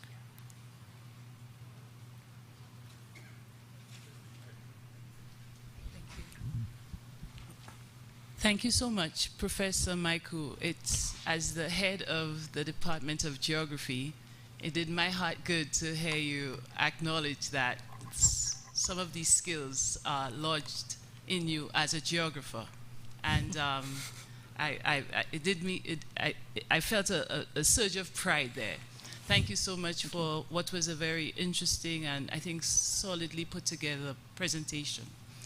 I quite liked also that you flagged the socioeconomic challenges and the vulnerability built into those socioeconomic challenges in unplanned and low-income communities, and that being really the starting point of where work is needed. I wanted to tease out of that, what do you think as UWI, what do you think would be the start of a research agenda based on adaptation plans with all that you have said? Where do you think we should start as far as research is concerned and collecting data to help guide some of that targeting, some of that community selection guidance that is needed for policy and for planning? Thank you. Again, very practical question in terms of the role of the academic community in providing the science that would assist policy and plan making, particularly in the context of urban planning and land settlement agencies and so on. We do have quite an array of expertise on the campus, both in the engineering faculty in my own department. I know the geographers are doing their work there as well, and of course my colleagues in the economics department and Salisis and so on. So that cross-fertilization is very, very important. We can't work in silos.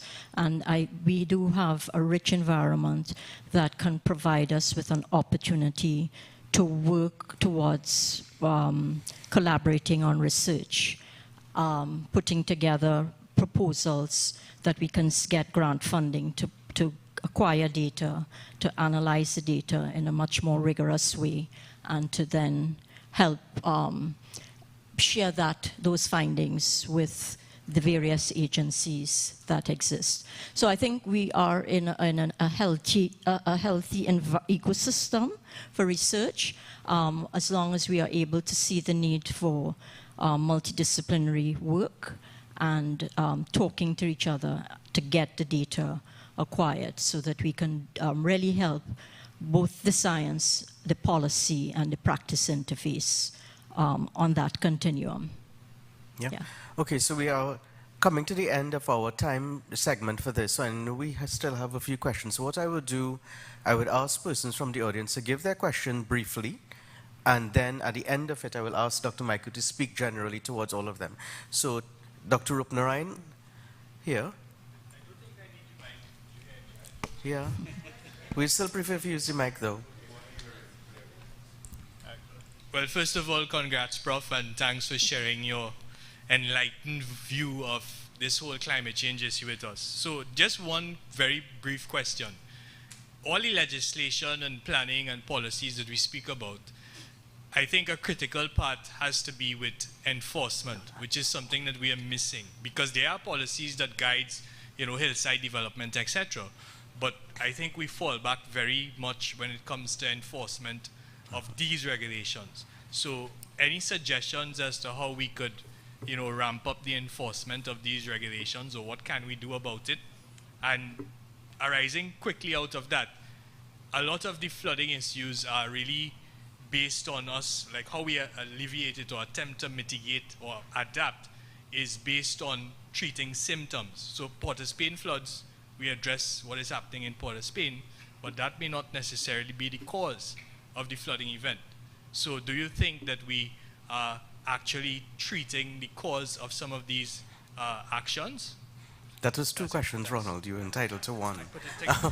The gentleman behind you.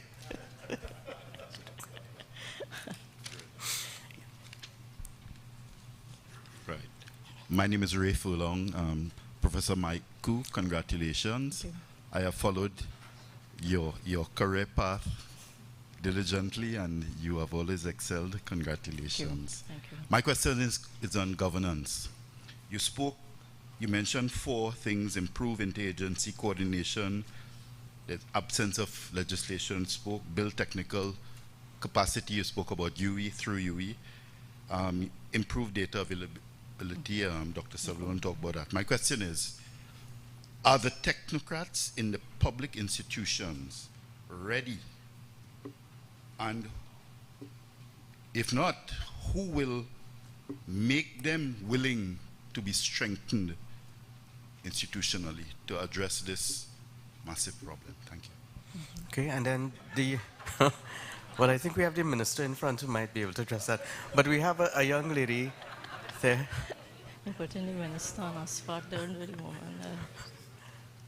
Good evening, everyone. Congratulations, Professor Mycoo, on a very comprehensive presentation. Priya Mohan from Solesis. So I have a question on finance and adaptation finance in particular.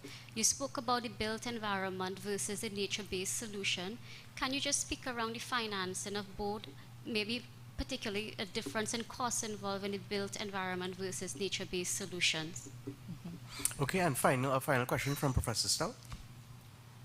I'm sorry. No, there's somebody else in the background who wanted to ask a question. Okay.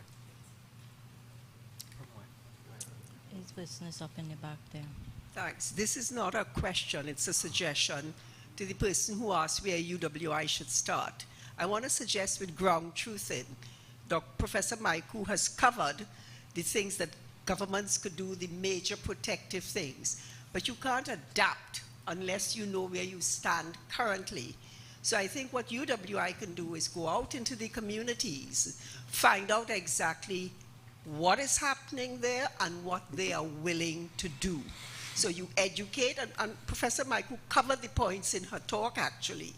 So go back to her talk and you'll find that is where UWI should start. Okay. And we have a question in the back. There was somebody with a question in the back. Okay. And so let me just summarize for Professor Mycoo. We had a question of how would we deal with enforcement as well as looking at symptoms versus causes for Port of Spain and other cities. Dr. Furlong, a transportation expert, asked the question, a very pertinent one, are technocrats ready? And then finally we had, what is the cost, if you had to compare cost of financing built solutions to natural solutions, how that will play out? And then, I don't know if you can absorb all of that. I can. And the final thing would be, and I think this is more of a personal question, as a female lead scientist in this field, what has been the highlight of your career? So I would love to hear that as well. I will deal with that one last. Okay, let me respond to Dr. Rupnarang's question about enforcement. You know, in societies where people are well informed, there is less tendency to be in breach of the regulations. So I think we definitely need to do much more than we are doing in terms of communicating with the public what planning does, why it does it. We don't want to be obstructionists in terms of what people want to do. People have dreams, people have ambitions, they have aspirations. But we would like to do it in such a way that it is for the collective good. The very goal of a planning is to ensure public health and safety. And if people do things individually, they may actually compromise the public health and safety. So I think we need to go back to the drawing board, step back a bit, and understand what is causing people to disregard the regulations. Is it a lack of knowledge? Is it a lack of information that we have not provided? Have we given them opportunities to come in and make the process of applying for planning approval easier? Can we simplify it? These things are, it's like a game of snakes and ladders. You apply, they send you to go for more things, and you go down 2 steps again, and then you go back up the ladder, snakes and ladders. It's not easy. I understand it. I have a very good friend in the audience who is a developer, and I have to listen all the time to the complex landscape. And all I can say is, yes, I understand you, but you know the people have their rules to follow.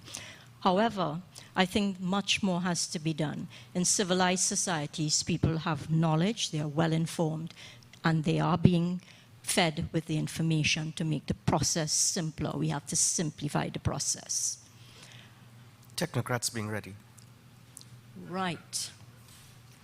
So the technocrats being ready. Dr. Furlong, I know that's a loaded question. And I'm going to answer you in the best way I can. You know, we have some fine technocrats in the public service. I'm throwing that one back at you. But we do. We have a highly qualified cadre of people that worked in the public service. You worked in the public service. I worked in the public service. I see Dr. Thomas here, who worked in the public. These are highly educated, trained people.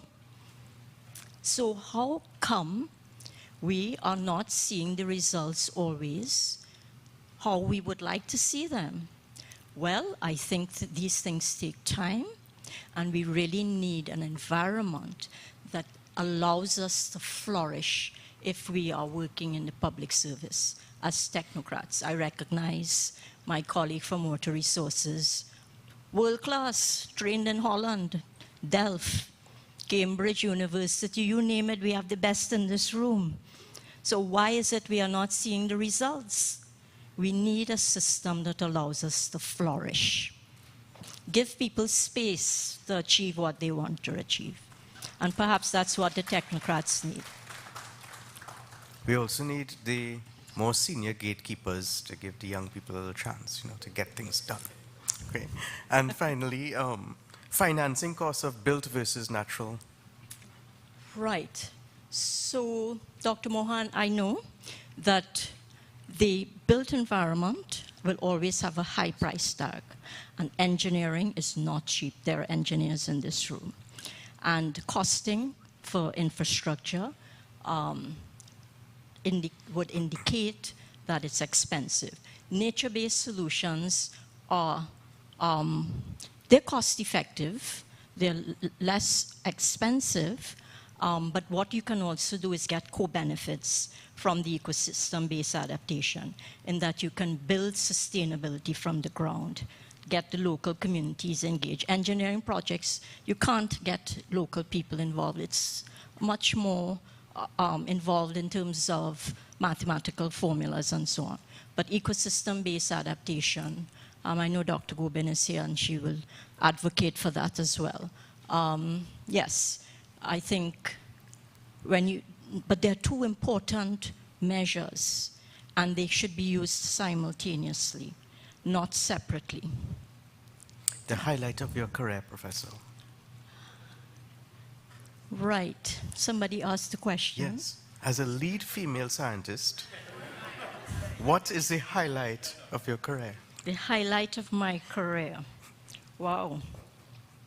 Well, to be honest, the highlight of my career is an ongoing experience, because I feel very proud when I travel up and down the region and I tell one of my students, former graduates, I'm coming to so-and-so, we should meet and have dinner. And every one of them shows up. And they are doing brilliantly. And that's, for me, the hallmark of my career. This now brings us to an end of the open discussion. So let's give Professor Mycoo another round of applause, please. Thank you. And I'd now like to hand over control to her to start the vote of thanks proceedings. Thank you very much, everyone. Thank you. I just wanted to say, in terms of my own vote of thanks, really, before I invite the next formal person to deliver the vote of thanks. I think on an occasion like this, I have much gratitude to give. And I have to say that I'm a blessed person in that my mother and father were wonderful human beings. Their love and grace has followed me all the days of my life. And without them, I don't think I would have had the freedom to explore what I wanted to achieve.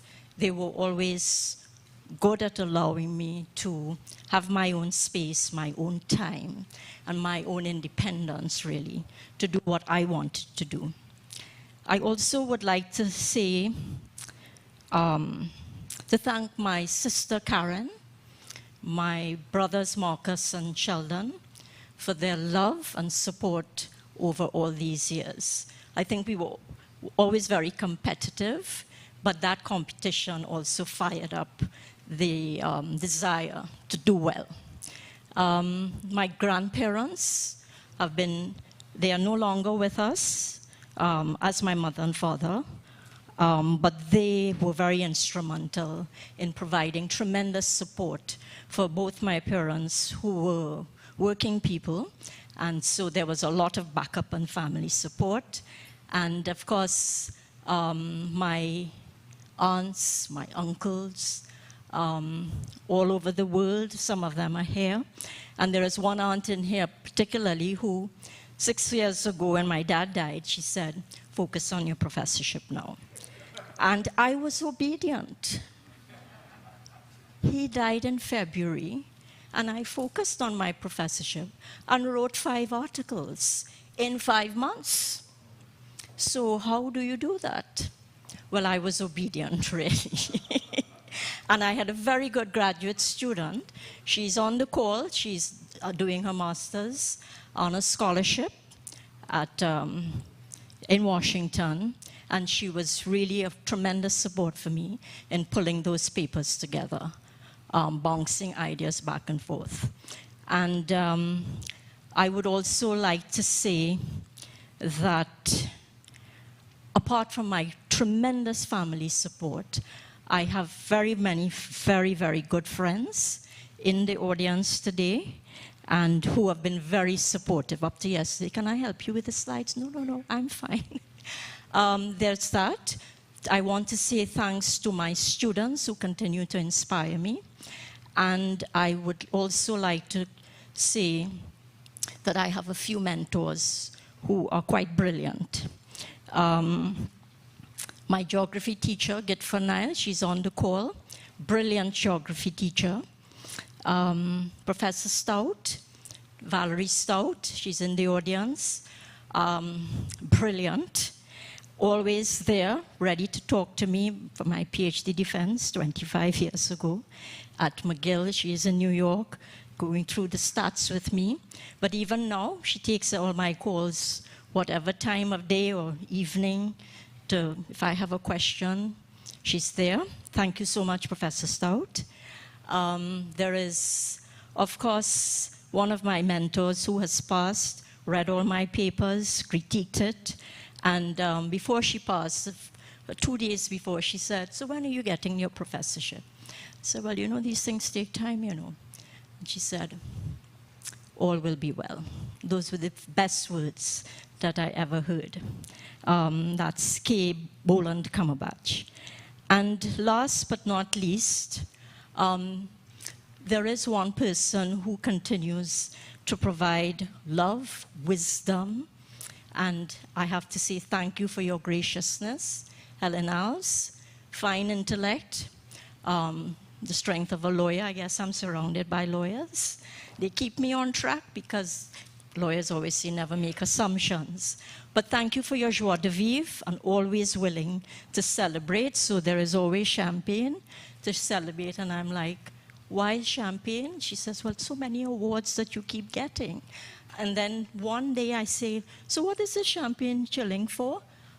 Just to celebrate life. That in itself is worth celebrating with champagne. So I want to say thank you to all those persons who have been there for me and mentored me and continue to do so. Thank you so much. At this point, I think we can move to the official part of the vote of thanks. And so I will invite Annika Fritz Brown, one of my graduate students. Thank you.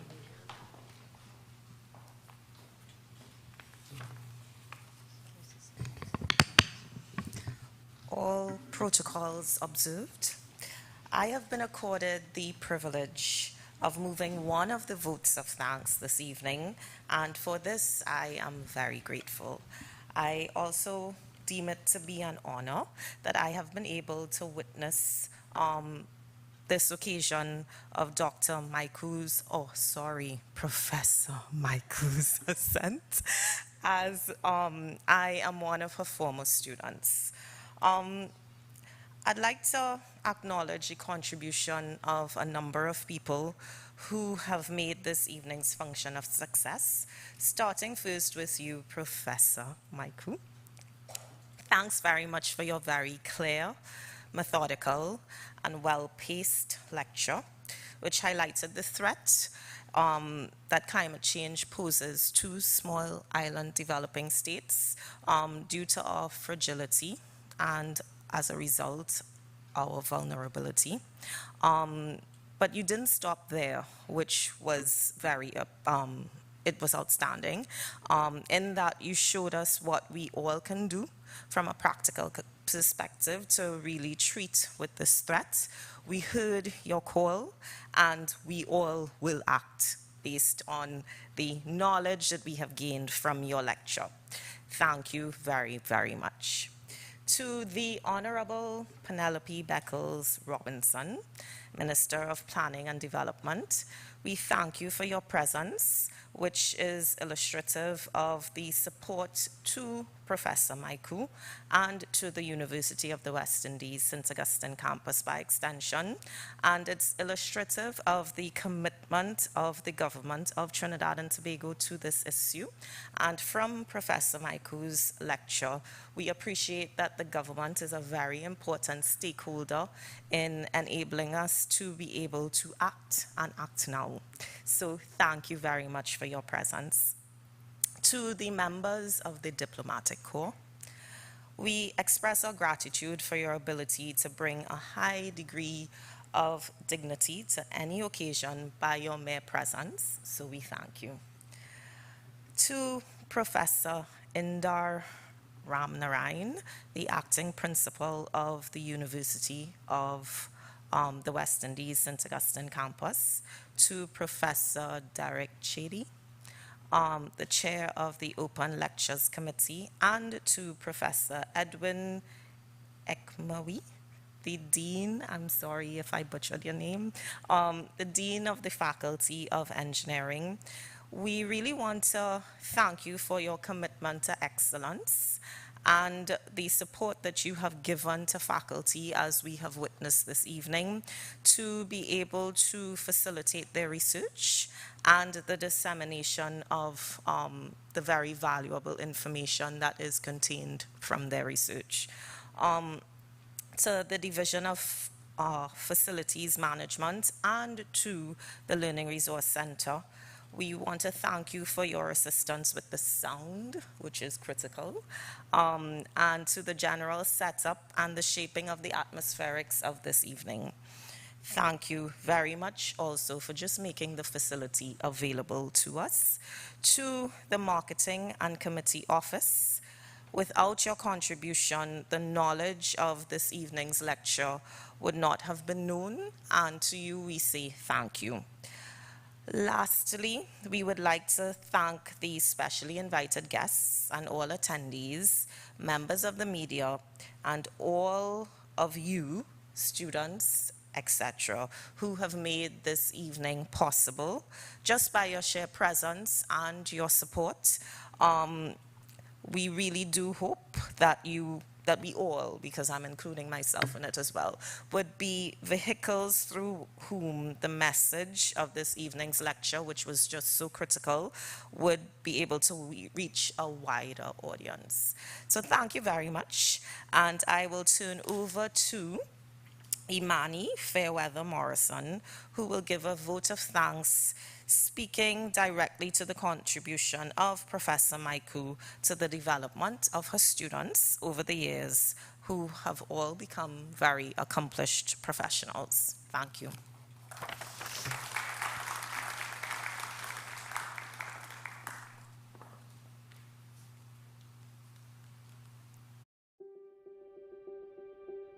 Good night, everyone. I'm Imani Fairweather Morrison, and I'm a UE graduate 2000. I've had the distinct honor of being under the tutelage of our Professor Michelle Mycoo, who we celebrate today. It has been an absolute pleasure and delight taking her stare academically, She's precise, she has high expectation for excellence, but that is well balanced with deep love, care, thoughtfulness for her students. And that is not just while you're in school, it's even now. I still get those calls and those messages where she's checking up on family, checking up on how I'm doing professionally. Professor Mycoo's early research work focused on inequities to be found in the provision of water, a precious resource, and now it focuses on the climate crisis and the injustice being experienced by developing and small island states as we grapple with this planetary challenge. And obviously the roots of that is seated in injustice. That's had a profound impact on me, and so I want to thank her for being someone who has a moral compass that's unshakable, and for being someone whose scholarship is rooted in home but reaches beyond worldwide. Dr. Mycoo, thanks for also being a person of grace, good humor, someone who can bust a wine when carnival time, and just being an all-around good, decent person. You're loved, you're appreciated, and I want to thank you and celebrate you on this occasion for being someone who models the right kind of Caribbean being that all of us can aspire to be. We're so happy for you and proud of you on this milestone achievement, and we wish you all the very best for your next chapter as professor. Well earned. Thank you.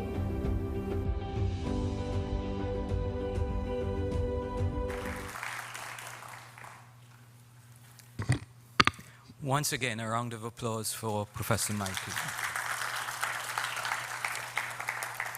Before I bring the session to a close, there's one more item on the agenda. But before I move to that item, I want to congratulate and thank Professor Mycoo for that intellectually informative, stimulating presentation on an exceedingly important and troubling issue affecting all countries and humanity. It's a cry for action, an awakening, and a frightening awakening. If I may just quote, you noted, we face an existentialist threat. An ambitious, accelerated effort is needed. I think we should all take home that with us. You moved from an abstract thinking, because quite often, because we are talking about something that is not tangible, to something that we should all be aware of. Individuals, your country, and the world. At this point, I'd like to invite Professor Mycoo once again to the stage, and our acting campus principal. On behalf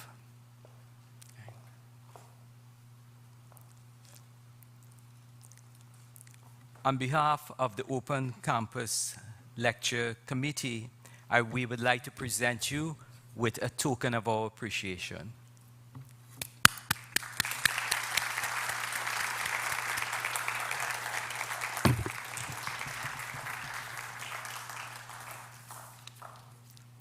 Thank you both very much. Thank you. So as we come to an end of the formal program, I once again thank Professor Mycoo for that excellent presentation. But before I bring this session to a close, I'd like all attendees, if you can fill out that survey form that you do have before leaving the auditorium, we'd appreciate that. Also, I want to invite everyone to partake of our refreshments in the foyer. You'll be directed by the ushers to where the foyer is. A very pleasant good evening to everyone, and thank you once again for attending, as well as also if I can invite Professor Mycoo, her family, and the dignitaries to stay back in the auditorium for a few minutes for a photo shoot. And at this point, I now formally bring the evening to a close. Thank you all so very much.